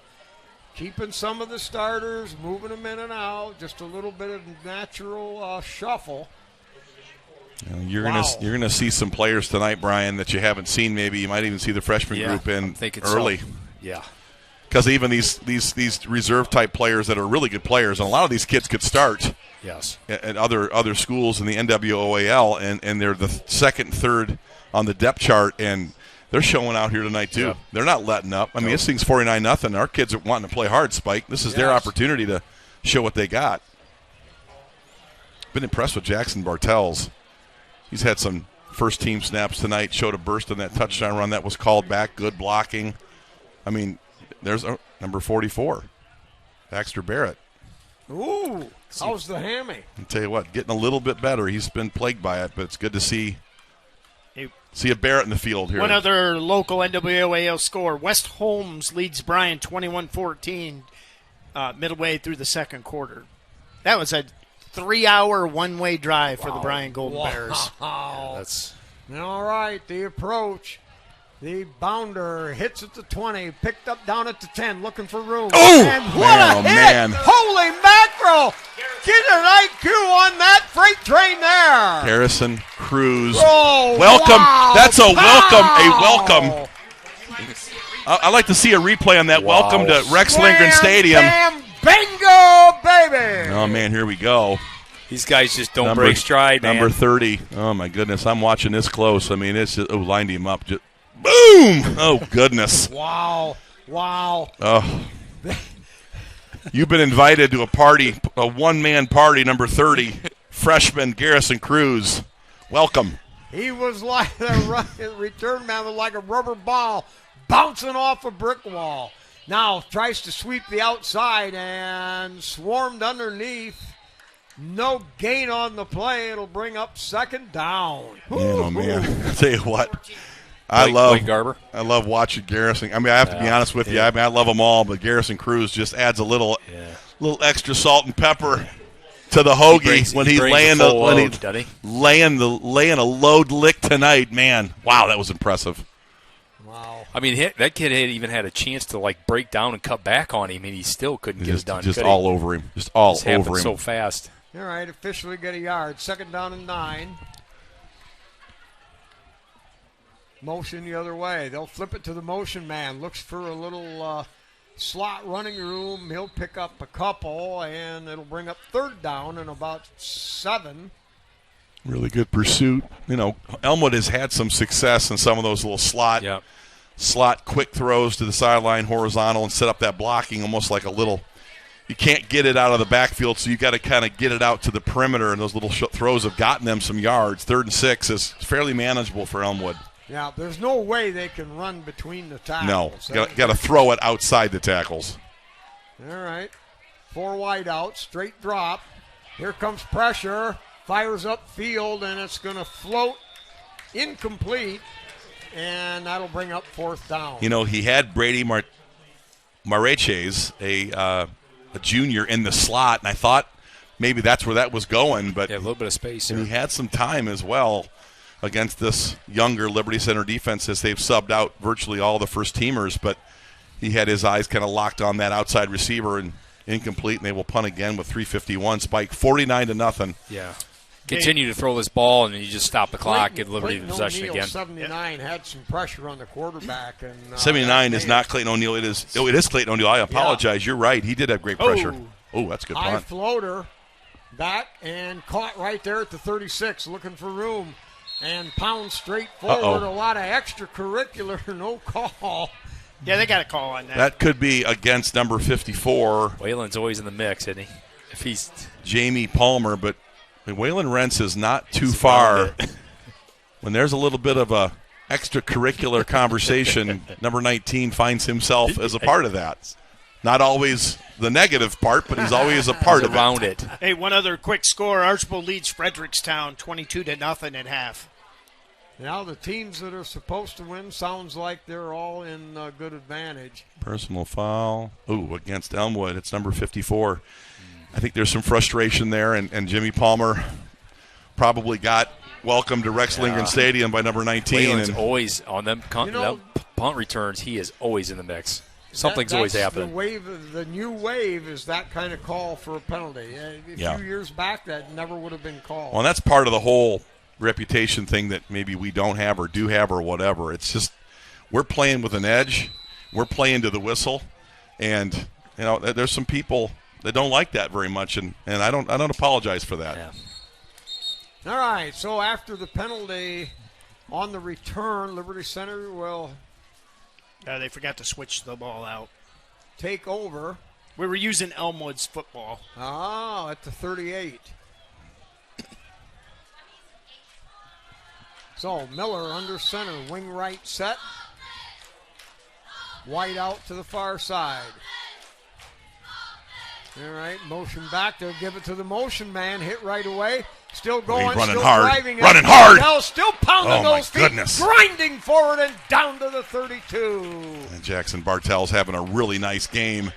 He's down on the depth chart, but he's playing like a first-teamer, man. You see that, Brian? He was grinding. Yeah, you start giving some of these guys carries and Hungry. get a little confidence. Hungry.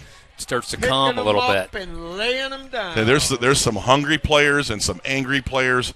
Liberty plays with an edge and an attitude. And I'll tell you what, Jackson Bartels ran angry there. A little bit like Colton Cruz and Trenton Cruz. Look Yeah, good. Good yeah. run. Aiden Talent brings the play in. He'll line up wide out to the far side. Single coverage over there. Tigers wing right set. Miller under center. Gives to the second back. Power left. Bounce through and hit. And he is close to a first down. Pickup of about 4. They gave it to him. And it is a first down. Elmwood staying in that 4-4. And when you run a 4-down lineman defense, that center is not covered typically unless they're playing a game up front. And Liberty historically has had some success in some difficult times with a 4-4. 2:35. Hunter Spangler's at center, I think, 74. Yep. Yes, he is. Give the first back. Oh, Breaks boy. one. Still Oh, going. man. Around the left side. Boom. Runs right over. That stays on his feet. Good Dances run. and Oh, wrenches his man. way down to the end zone. It is a Liberty Center Tiger touchdown. Let's watch that run on a replay and watch 19. He runs out of a tackle to start this thing. He runs out of a tackle here, and then watch him lower the shoulder. Boom! Stay just into lowers bounds it. too. That's impressive. Man, that is wow. And just basically ran over the pylon too, just for a little extra sauce on it. We'll take the pylon out too. Great run, Waylon Rentz. Well, I believe Liberty Center has scored on every possession. Here's the kick on the way. It is right down the middle. 56-0 Rosebrock. 8 for 8. Yeah, Ian's going to have to ice his leg down later. Yeah. So, hey, at halftime, guys, we will be covering the bands in their full entirety of their show. We appreciate them. We talk a lot about football, but I'll tell you what, the band people put a lot of work into this. They were out. I was here working on some technical stuff today. They were out there practicing and all their drills and whatever. So hats off to them. When I was driving to the game, Mark, and you hit the nail on the head, I saw an old legend, Hall of Fame band director, Larry Line. Ooh. And I'll tell you, you had bands 100 strong, and you're playing Barbara Ann, and I'll never forget that. Larry had them out there. They're running 2 days with Rex Lindgren. Basically, they're 2-a-day up here, and Rex has got 2 days on the field. Hey, everybody trains hard at Liberty Center. Oh, my gosh. And back in the day, in the 80s, I know we were not very good in 85 and 86, Spike, but that band was damn good. And I'll tell you, 100 kids You won got the battle of after the it. bands. You didn't win the football. And I'll tell you one thing, Spike, that guy made $50 million selling candy bars. I'll tell you, I think I had 6 to 8 boxes a year. That was the best fundraiser in Liberty Center history, was Larry Line's candy bar sales. Yeah. Oh, yeah. Okay, the approach, the kick. High line drive. Yeah, smart. That's going to go into the end zone, hit in the end zone, and come out to the 20-yard line. And I do want to 6-0. Yep, I do want to make sure we will be back here. We've already been cleared for the majority of the playoffs. And, like last year, I've had a lot of people, can you go? We can physically go through to, if we make it, to the state championship. So we've been cleared that far. Okay. But Spectrum One owns the rights to the broadcast. And at any time, they can come in and say, hey, all you streaming people are cool, but we own these, and you'll go on video delay. But we're going to be there. We'll be, as far as this team will go, we will be with them. And in one capacity, we will have the broadcast. Okay, now out of the gun. Quick slap out there. caught. Pickup of about 5 yards. Noah Hammond-Tree on a nice little tackle there. We got Heath Atkinson down here in the corner. Number 22, Caden Sonnenberg on the field. Will Fitzenreiter at a sniper safety position there. I really like Blake Garber. Got a chance to watch him in some JV games. Good speed, good burst, good at looking athlete there at Rover. Liberty is loaded. We're going to miss the senior class desperately, but this team for 24 looks pretty good too. Back, handoff up the middle. Tigers swarm all over that. What a mass population there, like fish in a pond, groping for food.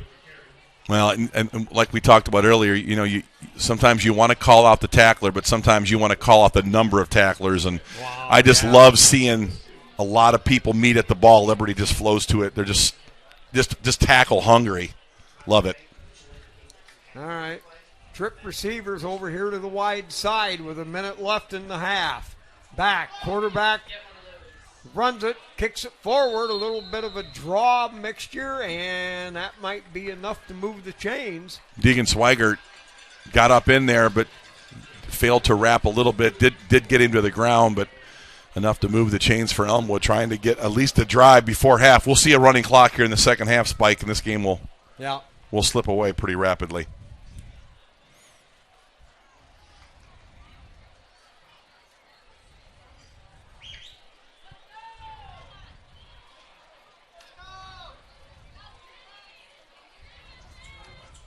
All right, spread formation.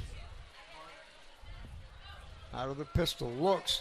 Ooh, nice pick. Nice Good job. job. There at the 42-yard line. A lot of running room heading down the sideline. Ooh, That boy. is number 22, Caden Sonnenberg. Caden Sonnenberg. Wow, he kind of hung around in the background, waited, baited, and then pilfered the pass, scrambled his way, had 3 blockers down, pounded into the end zone.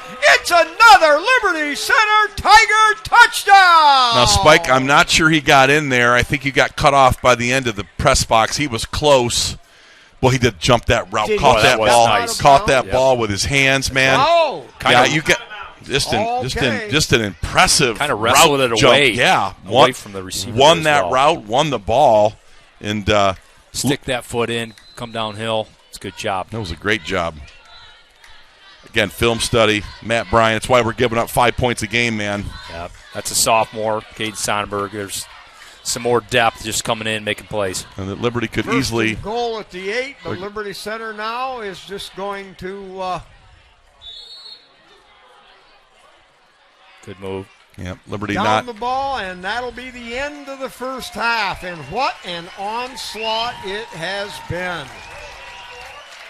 8 Tiger touchdowns on 8 possessions.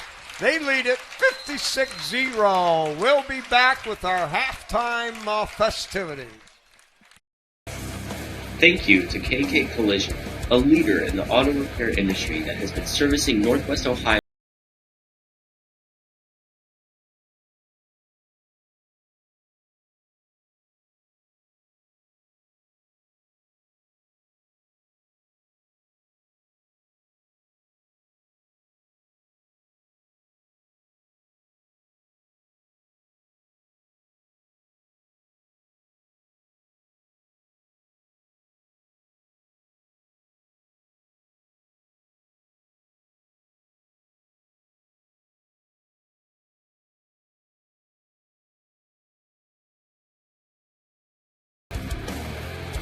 Davis Farm Services is a family-owned agronomy business serving Northwest Ohio farmers for over 50 years.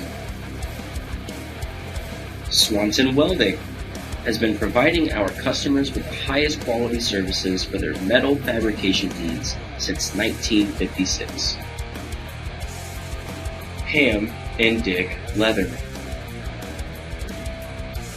Pizzanello's Pizza. Great family restaurant serving up delicious pizza, subs, wings, salads, and a wide variety of appetizers right here in Liberty Center. Gerald Grain Centers. a farmer-owned cooperative with 9 locations here in northwestern Ohio. To Ozzy Osbourne and the band Black Sabbath, conducted by Senior Field Commander Isaiah Combs. Get ready to bang your head as we play Iron Man.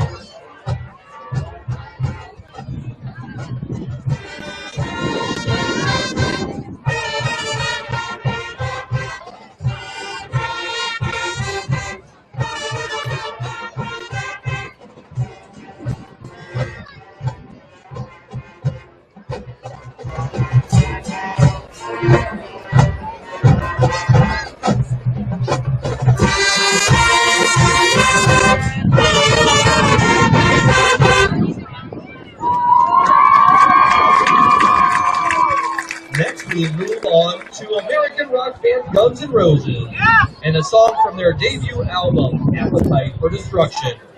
You know where you are? You're in the jungle. Time to jam with the EMRP as we rock out to Welcome to the Jungle.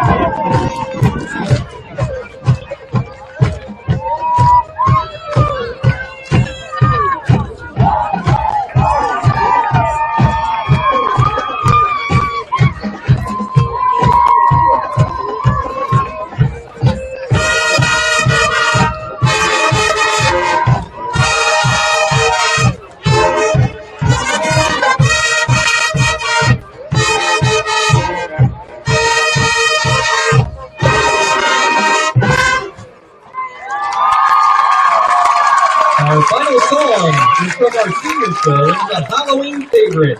It's fast, fun, and energetic.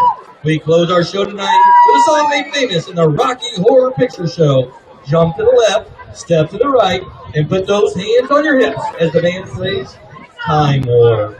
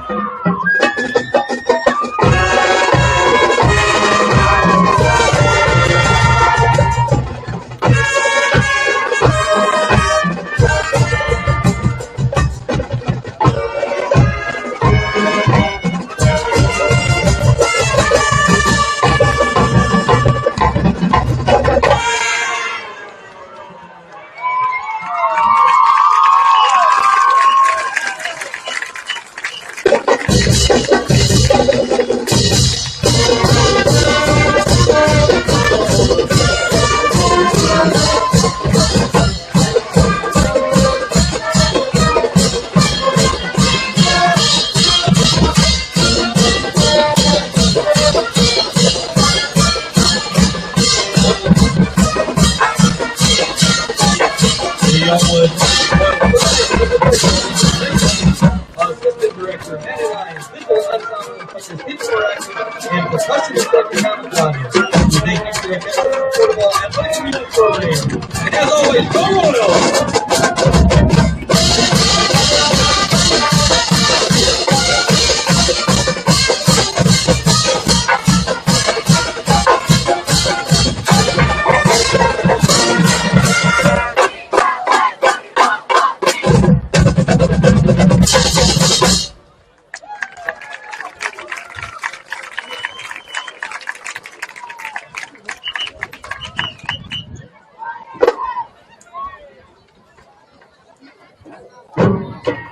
Good evening, ladies and gentlemen.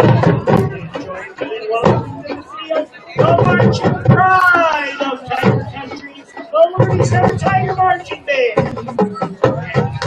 And was here by Coordinator Reese Kessler and Captain Vivian Gator.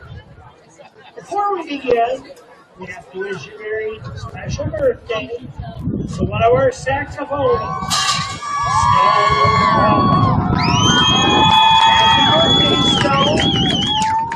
Yes, you're well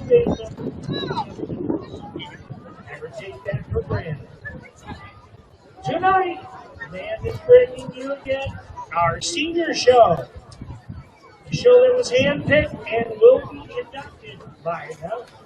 The seniors this year are known for rising to the challenge. They have chosen some rocket music for the band to perform and live. Our first song comes from the songbook of Britney Spears. Watch our new drill. Get ready to jam along to the song. Toxic. Conducted by senior Jillian Stevens, who is a supreme pizza maker at Pizza Hut.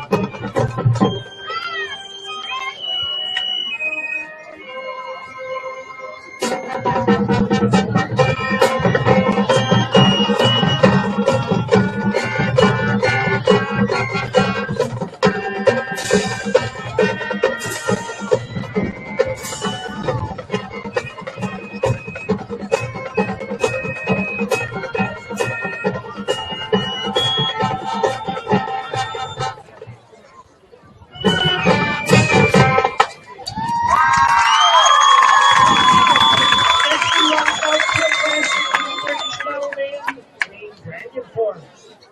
This blazing fast song being specially requested by our senior saxophone player, Alan Blair.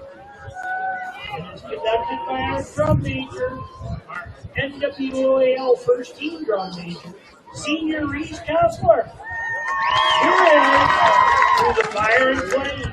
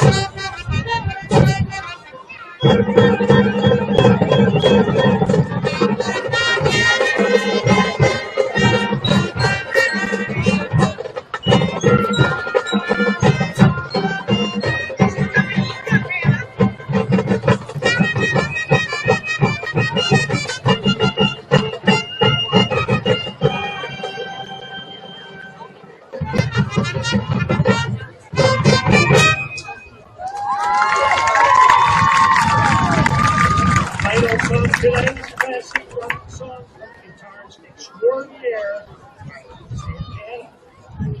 This is Smooth, conducted by senior James Scarborough.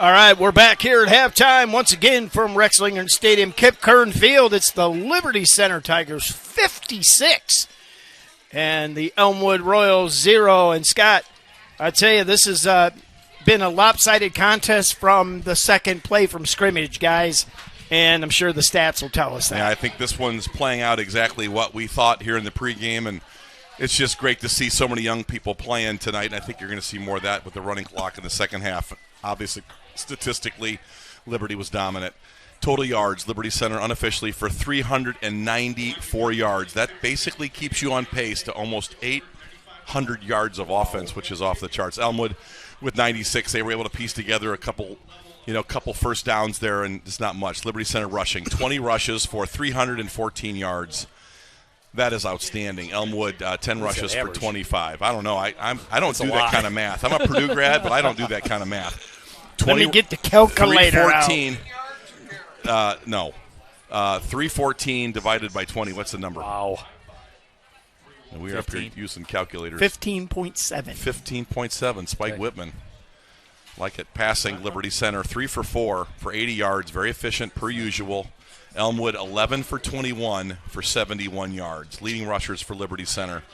Colton Cruz, 3 rushes for 117 yards. Wait, 3? Now that is almost 40 yards per carry. There's some long distance. Good second teamer there, ain't he? Yeah, 2. Yeah, no, that's my. I'm sorry. thoughts. Was that sarcastic? Yeah. Oh no! You know what I would like to have seen Colton Cruz play full games. He might have He might have lapped the field in rushing. Yeah. So there's that for you. Thomas Moeller, 4 rushes, 63 yards. And Trenton Cruz, 3 carries for 44. I mean, Colton Cruz gets a lot of headlines, but Trenton Cruz is one bad mamma jamma. Tacklers tonight, Garrison Cruz, freshman, 5 tackles. Thomas Moeller with 5. And Trenton Cruz, a tackling machine with 3. First downs, Liberty Center 13. Elmwood with 4. And turnovers, Elmwood with 3, a fumble and 2 picks. Liberty Center, no turnovers. Spike, I don't know that you can call it a perfect first half. We might have had a penalty. Yeah, maybe one penalty. Okay, 99.7% grade out. Spike Liberty is on a roll, and in week 1 we thought this was coming. The precision of the offense is what really strikes me tonight. They blow them out when they run the power stuff around the outside. I mean, everything caves in. There's downfield blocking galore. The Defiance Crescent News labeled Liberty one of the most brutally dominant programs in the whole state of Ohio. I love that word, brutal, and all those statistics. Brutal. That's our favorite word. Yeah, all those statistics brought to you by Bergstrom Barrett. My youngest has been kind of our stat runner, and the captain, Mark the Captain Bly, handed over a golf shirt tonight. You would have thought Santa Claus showed up here in late October. Thank you for that, and good job by Bergstrom all year long hustling for the statistics. Yeah. Brian, Liberty Center, I mean, what else do you say? You're getting great effort, too. This isn't a casual affair tonight. Liberty came out, got sharp, and got right to it from the opening snap. Yeah, just dominance on the offensive, defensive line. Really sharp running the ball tonight. Efficient passing, turning them over, getting the ball in our own zone again, and just scoring on every single possession. Just very efficient. You know what? And the second team has come in and done very well. We're still moving the ball.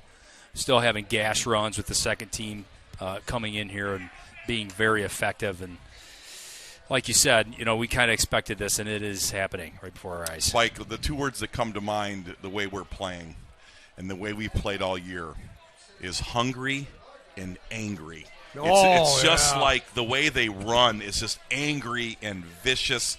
Obviously, other people call them brutal.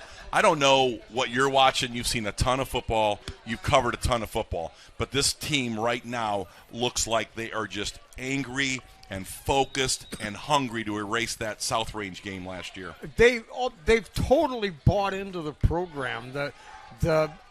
And the coaches have mentioned this right along. This is a very coachable team. These players accept the responsibility.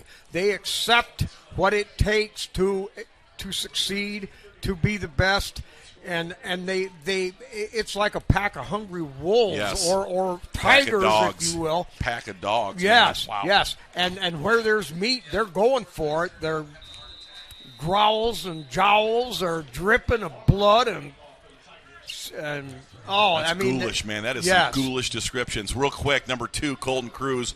My guess is you won't see him the rest of the night, kind of nursing a lower leg injury. Yeah, all right. That'll hit at the 1-yard line, and the referee is going to blow it dead. That may have went into the end zone on the tip back and forth. Yes, it was close. Spike Whitman, you will be challenged to spot here in the second half because you're going to see a lot of different players in this game. So if we can help you, we're all going to be tracking different players that we haven't seen a lot this year. But, folks, get yourself ready to watch some of the teams that are forming in 24 and 25. Liberty up and down this lineup, 69 players, Spike. That's a football program. Yep, and more coming. All right, so Elmwood comes out. They'll show a trip formation to the far side. Rolls that way, throws underneath, but low and not able to dig that one out of the dirt. That'd have been a tough scoop for a third baseman. Now, the reason why you're seeing a lot of these quick outside throws, they cannot run it inside. So these are basically glorified sweeps, Brian. And, not a bad idea. You've got more space out there. You're going against smaller people. You get more one-on-one matchups for blocking. But, you've got to throw it, and you've got to be efficient in that game, or you don't really want to go 2nd and 10 and get behind the chains. You need positive yards in those first plays. They don't want to drop this guy back either. I mean, he has no time. So they want to get him out of the pocket, quick throws, get it out of his hand. Try to get on the outside and win. All right, 2 tight end, motion set. Drops back, looks, nothing there. Now in trouble. And Segurito! Whoa, I don't know how that was one of those deals where like a Rex Lindgren flashball kind of deal where this guy's going to the ground and he just throws it up for grabs. A couple Tigers getting on top of the quarterback. He was that Clayton Fuentes was right in his face. Yeah, Cifuentes got the sack. Spike, you probably Cifuentes, the Canadian Nightmare. Yeah, that's the Canadian connection. The Canadian Nightmare. I got to work on that one. I'm not sure, Captain. I don't think of nightmares when I think of Canada. I think of beer, cold beer, and moose. The Canadian Nightmare. Boom, boom, boom. All right, quarterback again out of the gun. Now a little draw play up the middle and hit right away. Yep, Tyler Lay, number 51, all over that. Garrison Cruz with a good read, too. Just love watching these linebackers. They read so well, and they're patient. You don't see them flying unless they're really confident. Just a really impressive group, and Matt Bryan coaches that group, and just love watching those linebackers play. We talk about Landon Bockelman so much tonight, Seth Navarre so much, and Xander Zeider, who's been fantastic. But those linebackers, Spike, have been on point all year long. All right, Jack Bartels checks back in for Garrison Cruz. Now 4th and 15, back in punt formation. Ethan Gray back return here. He's got a lot of shifty and swivelness to his game. Oh, my, good boomer. It's going to angle to the sideline. Go get that. Gray elects to let it fly by, and it'll be downed back at the Liberty Center 34-yard line. Liberty will take over there with the running clock. They lead 56-0. Not that was a mistake by Ethan, the young freshman, because he is as athletic as anybody on this field. You look at an all-69 roster, Ethan Gray, it ranks in that top 5 to 7 in terms of athleticism and burst and shift. He does a great job, but catch the ball. Find a way to not give them 24 extra yards on the bounce. Smith now at quarterback for Liberty Center, number 10. Mason Smith, yep. Again, a lot of young players going to play and get some snaps this second half as the clock is running at 56-0, Spike, with just under 8:40 to go.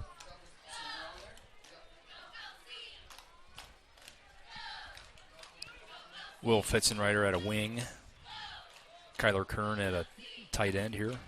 All right, Smith under center. Wing right. Give to the second back, coming around the right side, trying to find a hole. Not much running room there for, I believe that's Sonnenberg. Isaac Orth, number 28. Oh, no. Isaac Orth. Just one of the many running backs in that room that they can go to. And if you were watching the reserve or JV schedule, Brian, there was a lot of good dudes getting a lot of good reps. That JV group played well all year long. I'm not sure that I saw a loss. I missed a couple games, but just a really good group getting a lot of good reps down there and explosive Smith did a great job at quarterback. A lot of good players on that reserve team. Yeah, they got 6 to 8 running backs that they're going to rotate in here. It's like they have full hockey shift rotations here you're going to be seeing. 2nd down and 9. Smith under center. Double wing. Give first back straight through. Slithers. 26. Slants his way. Gets it up to the 40. That be Sonnenberg. Nope, Roars. Tyler Roars. Tell you what, Tyler Roars, but what I was watching there, number 56, Lucas Navarre at center with a great block to open up that 0-1. And, you know, Seth had a phenomenal game tonight and will be one of potentially my post-game award winners again. This time we better not vote for the guy. I'm voting for the replay guy tonight. Yeah, well, the replay guy might get that guy a hot dog, but Lucas Navarre, great block. At center there, good job. All right, Garber spread out wide to the far side. Tigers with double tight end. Wing left, gives second back, right side, slither through, and slips forward for a couple. Tigers now looking at a 4th and 2 to go. Good job by Isaac Orth again. Good running back, good-looking player. Isaac, a sophomore, a 5'9", 165-pound sophomore. This is the first punt of the game, Captain, I believe. I believe. We've got under double-digit punts for the year, don't we? Yeah. Wow. That's crazy to think 11 games in, you get about 9 punts.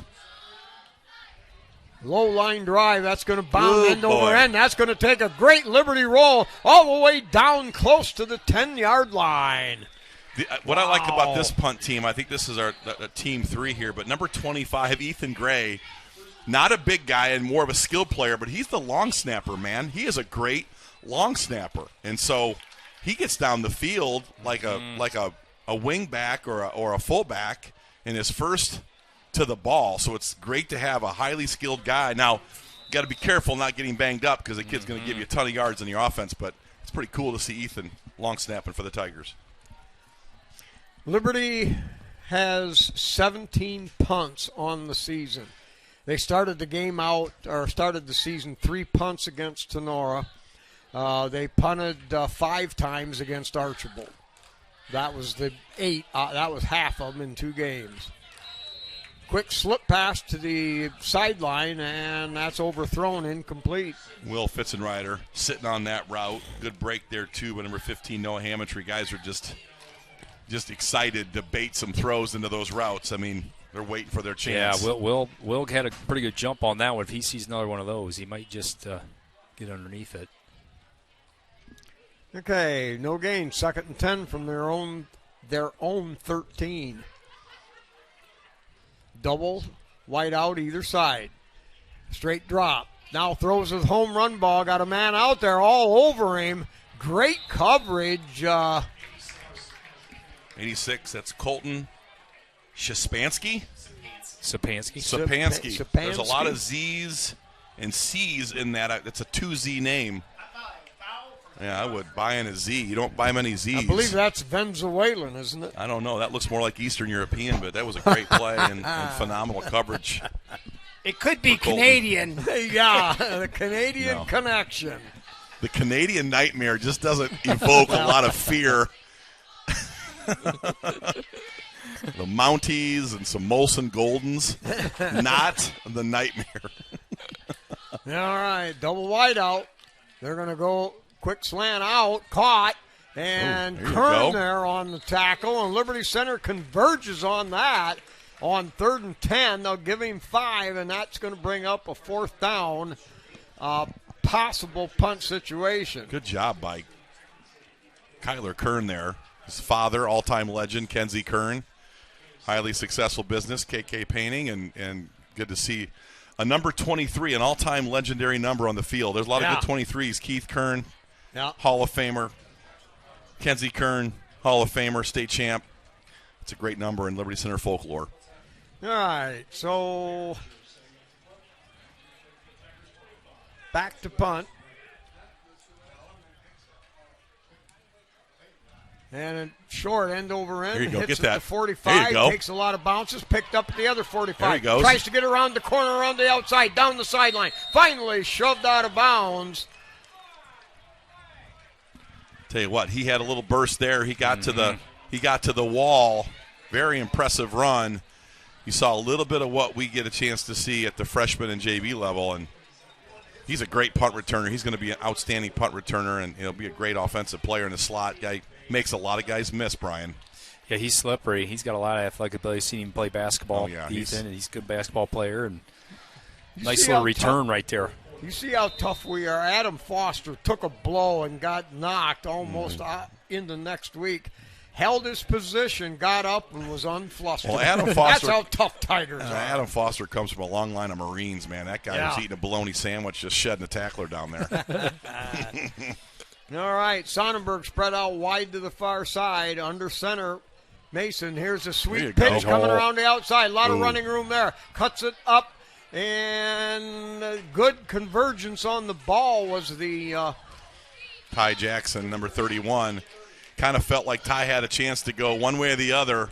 Looked at indecisive, either get to the boundary or get down the hash, and he was trying to make a decision. And nice game, but I think there was more there, Brian. Yeah, Ty had kind of visions of that run a couple weeks Yeah. ago, Spike. You remember Yeah. that? 60-plus yarder. Yes, he ran 180 yards to go 60. It's a heck of a run.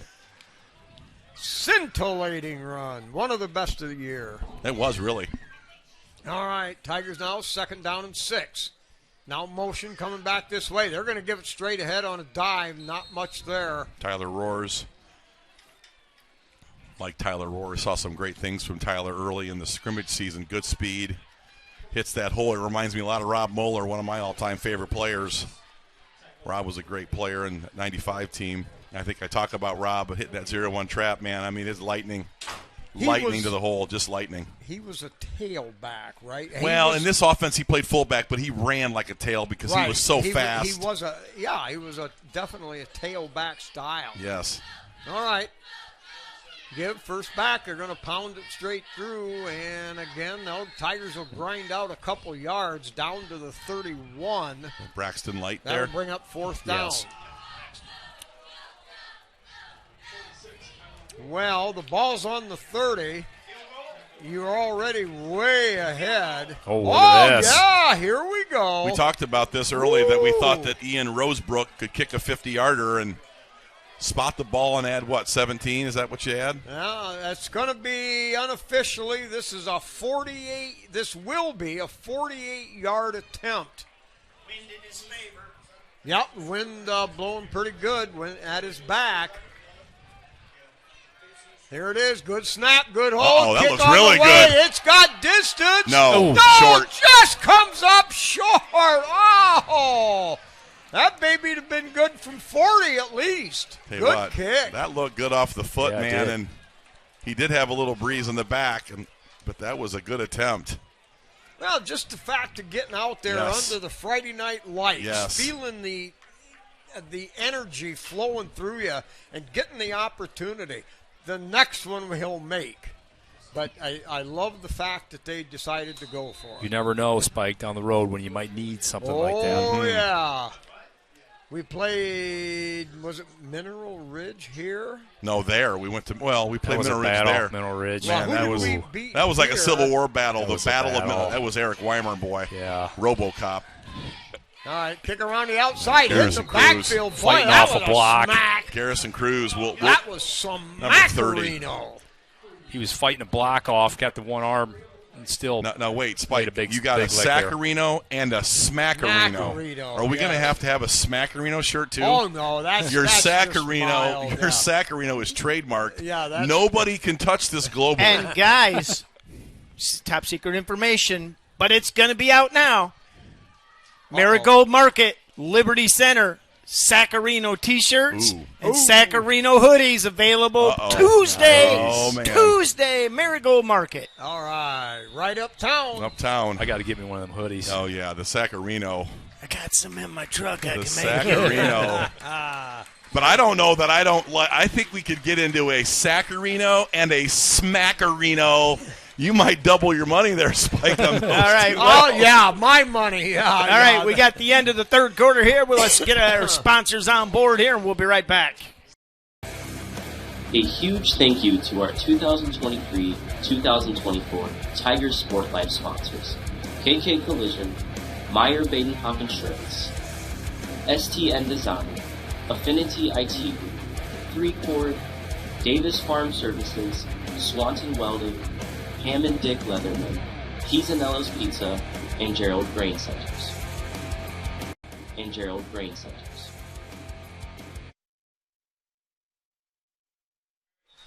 We're back here.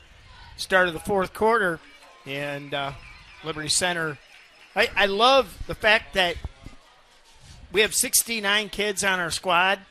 3, I think, are injured, and I think 66 have played. Yeah. You know, Fantastic. Everybody's Getting young kids getting a reps. Love it. All right. So Elmwood from their 17. Going back deep to here. Throw the home run ball. He's out there. Grabbed at the 50-yard line. Heading down the sideline. 20, 10. It is, wow. 83-yard home run ball. Touchdown. Seago on the board. no, Elmwood. Elmwood, I'm sorry. Pearson Parsons delivered a great ball there to number 8, Brady Marchedes.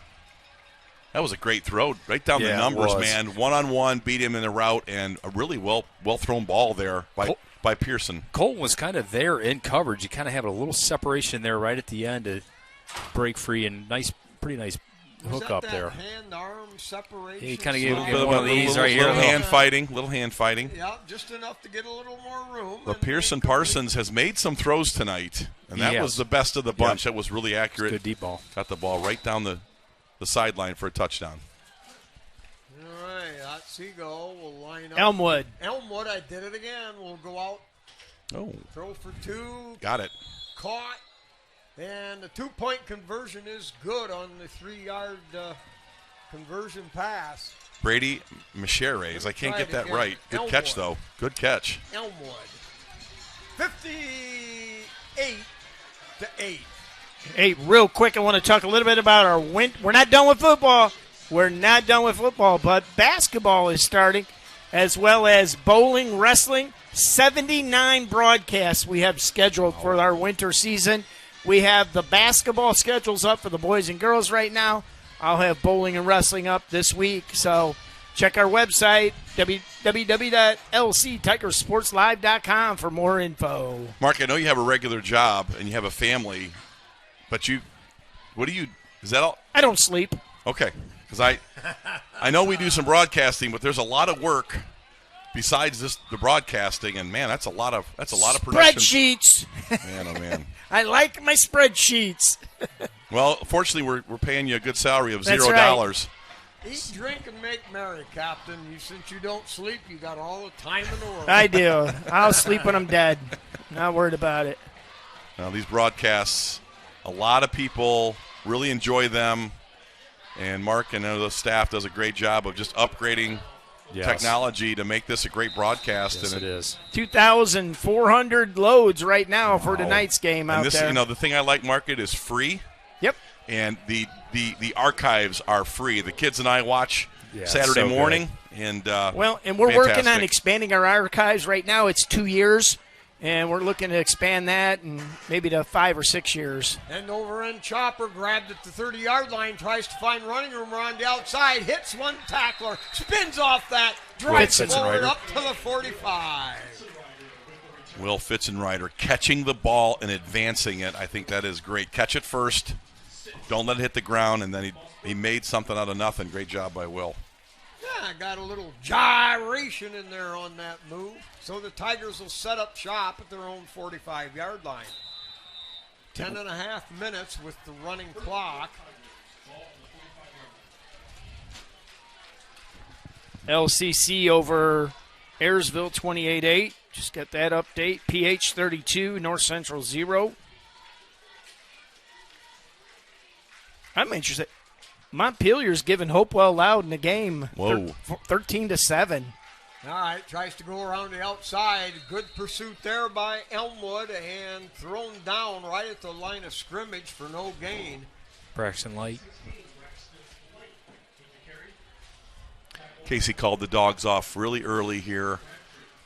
And I hope that is – Casey calls the dogs off every week when these games got a hand, Brian. And he's your NWOL Coach of the Year for a reason, a unanimous selection. got himself a program here. Yeah, he's done a great job with this team. He's got a great staff. Oh, a lot of talent here. Yes. Our interview, we got a chance to cover all of his coaches, and they are just high quality, high IQ guys. Okay, under center. Give first back. Grinding, pounding, pining, blinding, and bangs up to the 48. Tough yardage there. It'll bring up 3rd down and 7. A great analogy earlier, Jigs. It's like a hockey line substitution. Yeah, they jump they over are. the boards. It's 7 6 or for 8. 6. Everybody gets a shift. Nice. I'm going to hit my stick on the window. Put me in, coach. That's right. Those guys never worried too much about getting a tooth implant. I think they Chiclets. tried. The They're, old they're still chiclets. fighting, Yeah, too. They yep. still fight. Love some of the hockey fights. All right, wing left set. 2 in the backfield, offset to the right. Give first back. There you Drive go. through. There's a running Oh, room boy. there. Breaks up through there. There Spins you off go. another one.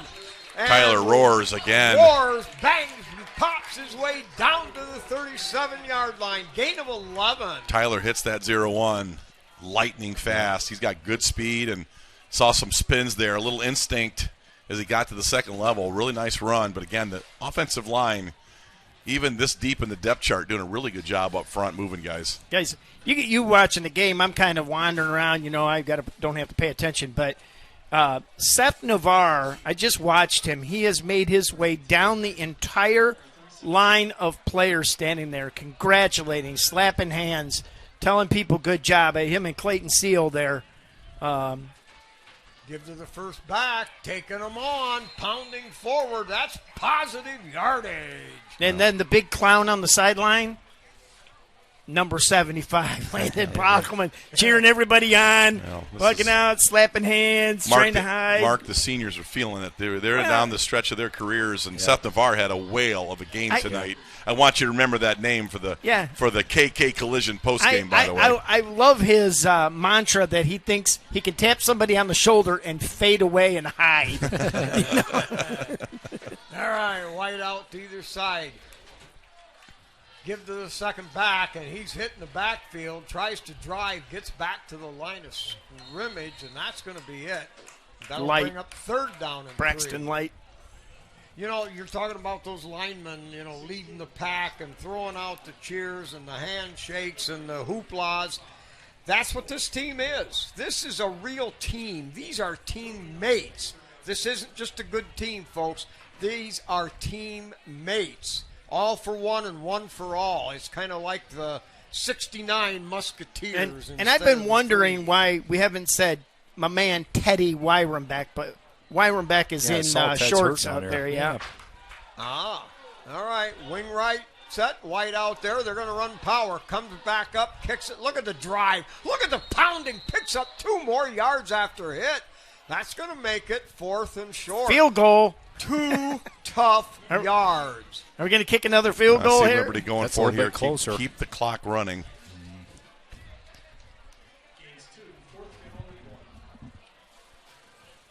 No, that's sending Ian out on the field, so they are going to go for it.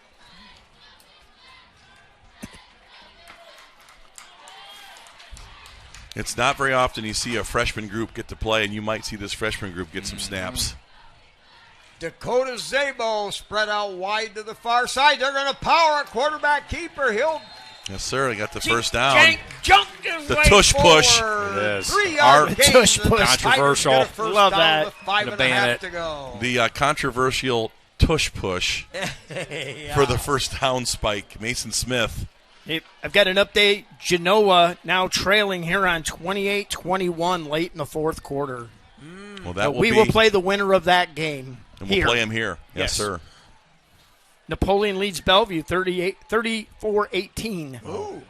Second back, jukes and jives, spins and thrusts and pounds forward down to the 22. Well, Tenora leads Bucyrus Winford 21-14. I know the Rams Live guys, Keith Brown and his group, are covering that game tonight.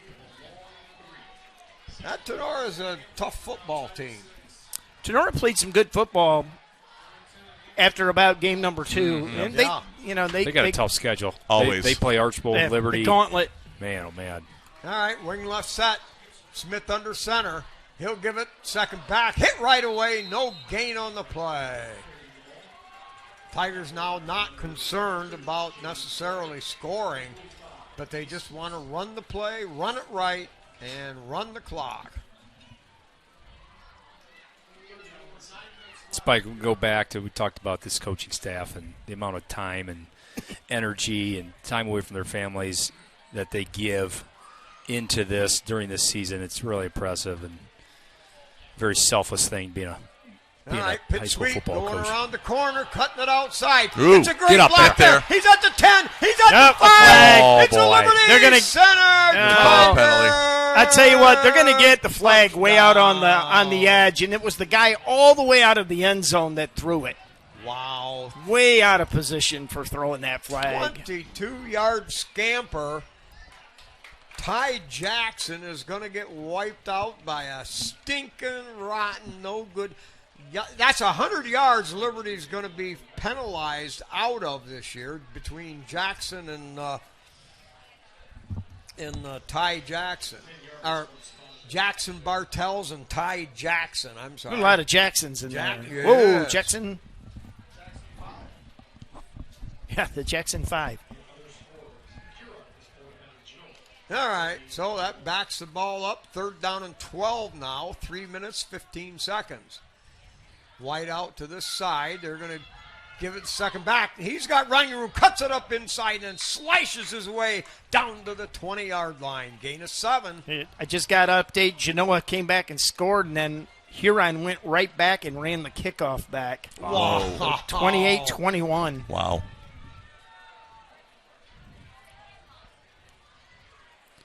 Oh, he is. He's going to kick it. Now they're going to set up for the field goal attempt. The ball sets at the 21. That'll make it a 38-yarder. I like this work, by the way. Jigs, like you said earlier, we need one of these to win a game late in the playoffs. It's good set. Good No, Ooh, we hold. did not get that one Bad good. hold. Or the ball didn't get set. It wasn't a bad hold. Not his normal holder or the normal snapper, but that's okay. You need this work. As you said, it's about reps. Yeah.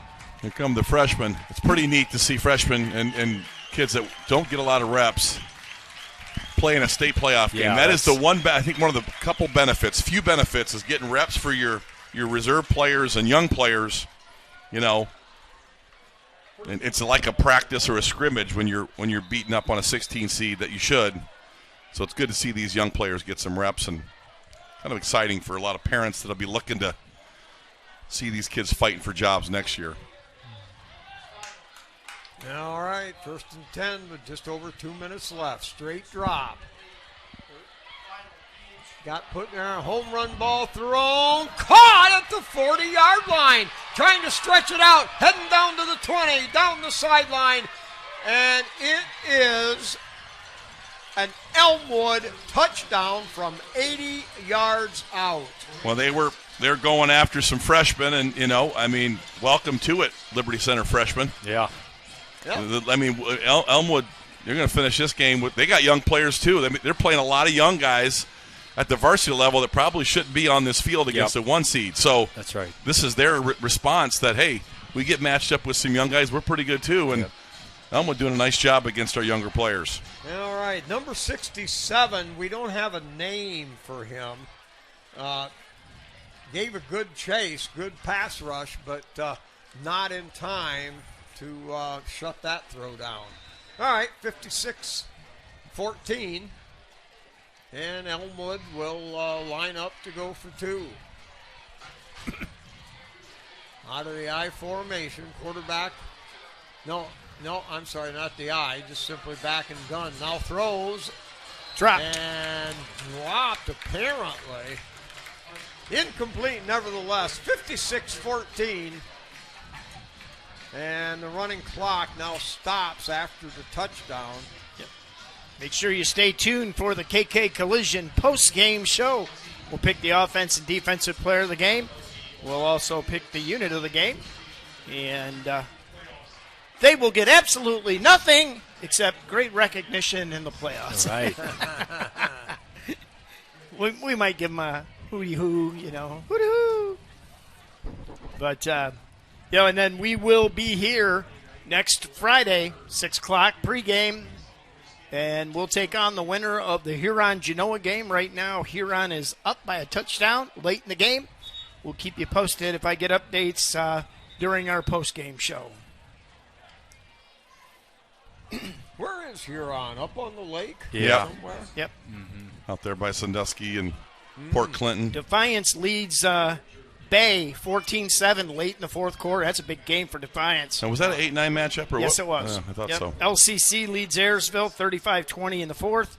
Perrysburg over Whitmer 20-0. Ooh. That's a rematch of Yep. Did an Whitmer beat them NLL. earlier? I think Whitmer did get him Yeah, earlier. I think so. I think Wow. Whitmer Anthony did. Wayne did win that upper division, though, Yeah. didn't he? Yes, they did.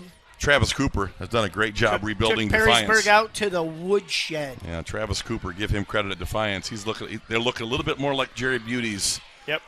Marauders of the 90s. Marauders. All right, the kickoff, it's a short one. That's going to hit at the 25-yard line. Picked up back there at the 22. Looking for a lane down the side. Jackson And Bartels. returned up to the 40, where Liberty, with 31 seconds to go, I imagine they'll take Yep, one we'll see snap. Max and this Perry should be come it. out under center.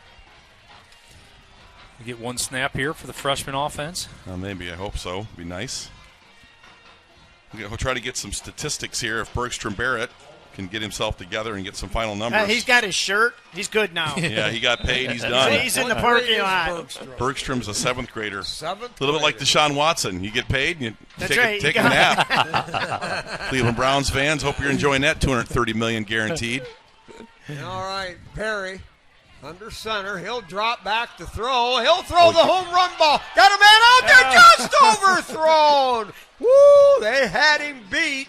And with that, the clock will run out here. I think that was That was a nice ball. That was a nice ball. Max Perry. Boy, he did. I tell you what, I think that Good was a toss little that. response on them going deep varsity against freshmen. I think you might be right. Casey said, well, we got one of those guys, too, that can do that. Yes, he did. He launched that thing. That might be somebody to watch in the coming years. All right, let's take a quick break with our sponsors, and then we'll be right back, and we'll wrap this up and get into our KK Collision post-game show. Thank you to KK Collision, a leader in the auto repair industry that has been servicing Northwest Ohio's auto needs for over 27 years. Meyer Badenhop Insurance. Since 1933, Northwest Ohio has been the home of the Meyer Badenhop Agency. Second to None Designs, your home for custom screen, printing, and embroidery. Affinity IT Group. Cybersecurity managed services for your company's demanding computer needs. 3Chord. Sign it, sew it, screen it, promote it. Davis Farm Services is a family-owned agronomy business serving Northwest Ohio farmers for over 50 years. Swanson Welding has been providing our customers with the highest quality services for their metal fabrication needs since 1956. Pam and Dick Leatherman. Pisanello's Pizza. Great family restaurant serving up delicious pizza, subs, wings, salads, and a wide variety of appetizers right here in Liberty Center. Gerald Grain Centers, a farmer-owned cooperative with 9 locations here in northwestern Ohio.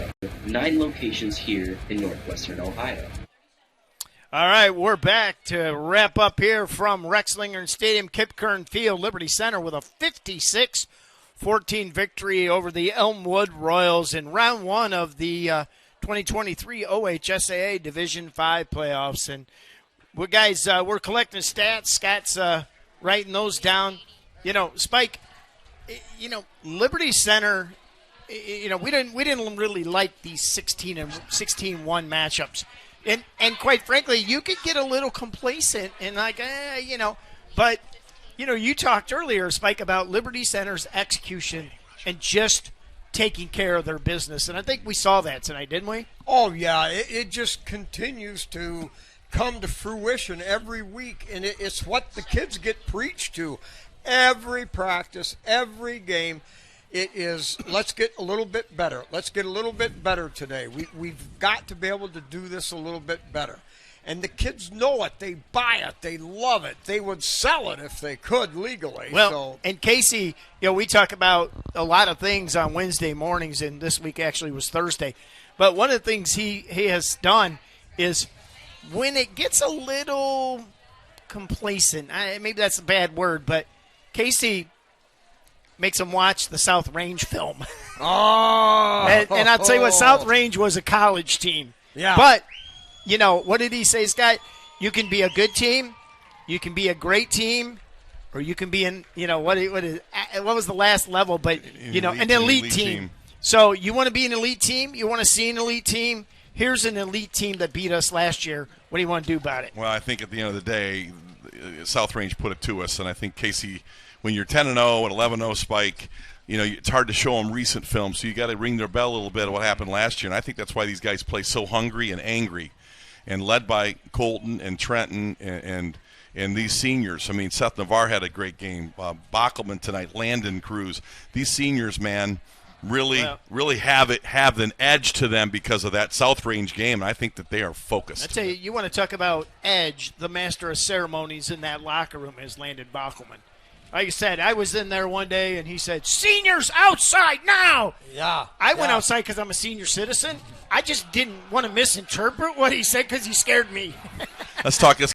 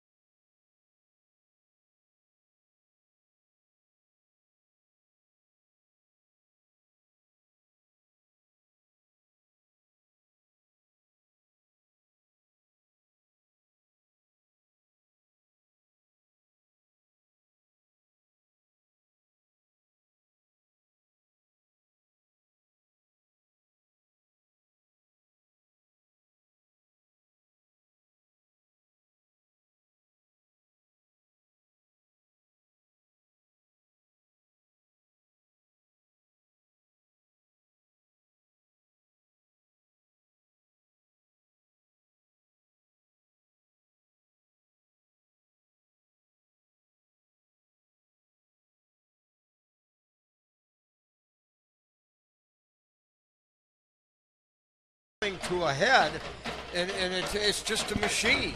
One side up, down, the other. Brian, there's not much left to say on this one, but I mean, it's hard to miss on the physicality and the big plays and the focus of these seniors. Yeah, I mean they've really shown it all year. I mean the teams that they're supposed to beat handily, they have, and they've really done that the last 2 years. Just show they really, there's not a lot of letdowns with this team. There's not a game where you come in and you're like, they could have played better, or they had a bunch of errors. It just doesn't happen, and that's coaching, senior leadership, and these guys have done a great job. This senior class is going to go down potentially in the history books here, depending on how this season kind of ends up. Mark, you want to get us into the players and the units of the game here? As soon as I turn my microphone on, I'll be happy to. So the KK Collision post-game players selection, and we'll start off with the offense. And, I think I look at the first quarter because really that's when our primary offense was on the field, and only when our primary offense on the field. And I think, to me, Colton Cruz ran with an edge. He had something to prove. I think one of the best and worst things that could happen to us and to the people that we're playing is him getting a second-team selection. I think he's going to play that way the rest of the year. And if he had his way, he'd be the Offensive Player of the Year in Division 5 and then kind of tip his hat and walk out of the sunset. Well, I'd like to see him play a full game once, and he did. I think he played a full game maybe on one occasion against Archbold. So he missed out on a lot of statistics throughout the year, and for a second-team vote by a couple of our league coaches, that will be noted and remembered. Brian, your Offensive Player of the game. Yeah, obviously the running backs are running free and easy tonight. All looked really good. Seth Navarre, he kept sticking out, on these polling blocks, just destroying people, pancaking, down the field, effort. He had a really, really good game on the offensive line. Yeah, I got to agree with you. I'll let Spike be the last, but my player tonight, it was from the opening snap. He's had 2 great weeks. He's been good all year. He's a first-team All-League player. My guess is he'll be a first-team All-District, and you might see him as a Hall of Fame All-State player. He is that good. Tonight he was even better. Last week I thought he was phenomenal. Tonight he was just outstanding. And, you kind of go in these games, Spike, and you think maybe this is going to be weak, this is going to be soft, we're going to blow them out. But he played tonight like tonight was for a league championship. My offensive player of the game is Seth Navarre. Yeah, I'm going to go with that. We saw earlier the rising star of Xander Zeider. All year long, kept getting better and better and better. We've named him the player. We had a lot of honorable mentions, but player of the week once. And we're now seeing the same thing with Seth Navarre. Yep. Seth, instead of being a solid, good football player, has turned into a giant. Monster. I vote for Seth Navarre. Captain, that's 3-1 tonight for number 70, Seth It's Navarre. a winner, baby. Seth offensive. Navarre is our offensive KK Collision player of the game. Now we'll go to defense. Boy, that's tough. I mean, it really is because, quite frankly, Seth Navarre was everywhere. If you want me to go first, I can make a case. Number 30, the freshman. Woo, woo. I'm going to go freshman there. And Here comes the campaign I kind of stepped in train. front of that. Okay. But I just like Garrison Cruz tonight. I liked him tonight early. He got reps at linebacker. Top notch on special teams. Yep. He made tackles. He's one, and Spike always talks about he's like in the top 5 or 6 or 7 in tackles. Yeah, He's a freshman, very limited reps, but very efficient player. And I think he's going to be a future star in his program as early as next year. So my vote is number 30, Garrison Cruz. Okay, I'll go Brooks Bainfeld tonight. Ooh, Brooks was good tonight. Brooks he had a really nice pick early in the game that turned into points, and then he almost had that tip pick for his second one. Yeah, that was sweet. And then there was another splash play. I can't remember if it was a hit or if he came and tipped the ball or what, but he was very active tonight. Oh, he had a nice catch there on offense too. That's not defense. I know, but it's Stop playing. piling on, It's playing Jigs. into my. It's case. another train car All on right. the track. Yeah, so Spike. I'm going to say Brooks Bainfeld. I got Brooks. like that pick, Brooks Bainfeld. Of course you do. I was leaning another way, but the more you described it, you're a master of the yak, Jigs. And, buddy, you just Jiggo. swayed my vote. Now we're going to lose in the primaries, but it doesn't matter. You swung me. I also will go with Brooks Bainfeld. What do you got, Captain? I'm going to give it to Brooks Bainfeld. Nice, I nice. think he is, and I'll tell you why. Garrison Cruz, great night. Brooks Bainfeld's kind of been there all year. Yeah. Every Senior. game. Yeah. Senior, Just big-time Every player. game. So I'm going to give the offensive player of the game, or defensive player of the game, blah, blah, blah, to Brooks Bainfeld, number 20. I think he's well-deserved. Yep. All right. We have the unit of the game. Spike, typically this has been him. He wanted us to come back to this. He didn't want all the pressure.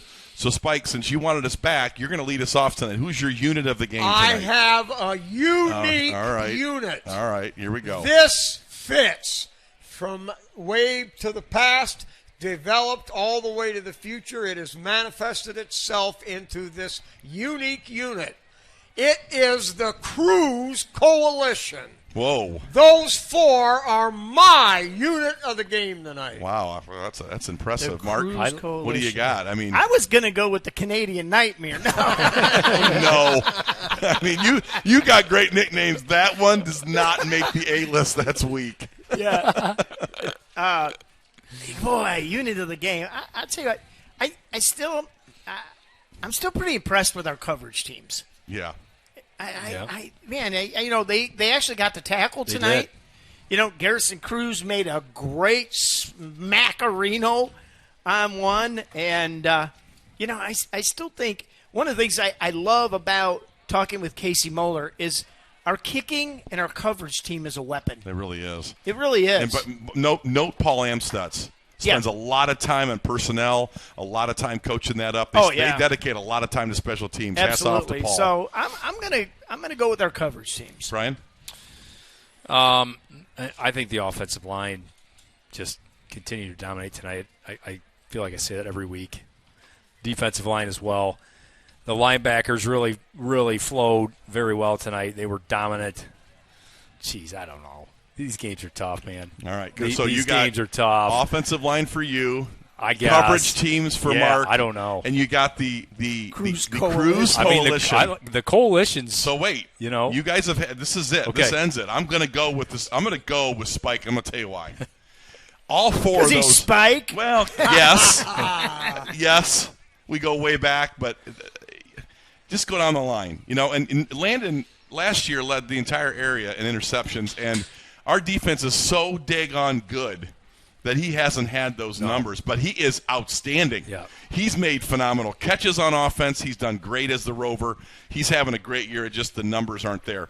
Colton and Trenton, yikes, man. They're the two most productive running backs in this league, bar none. And then the freshman, you know, I had him nominated. So it is the Cruise Coalition for me. That's 2 votes. I'm going with Spike on that. There it is. The Cruise Coalition. Enough said. So here's what we're going to do. Brenda and Todd get an evening out at Spangler's on Tiger Sports Live because they put up with those 4. That's The Chippers at Good call, Spangler's. Pappy. Very good. Very good. That's all great. right, guys. You know, Honorable mention to Bergstrom Barrett, our stat runner. There look you at go. he's back. There We you got go. him on. This This guy's hustling. We got him He on hustles. camera back there. We got him on Bergie. camera back Wave there. at us, Bergie, look Bergie. at Wave that. at us. There he He's goes. back there with his Tiger Sports Live merchandise on. So, all right, well, there you go. Our KK Collision post-game show. We've, you know, it's been fun. You know, this has been a lot of fun this year. Yeah, it has. You know, we were kind of up and down about that. Did we single kids out, whatever? But, you know, there's plenty to go around, guys. Yeah, and for it's, you know, which actually makes it a lot more difficult than we actually thought.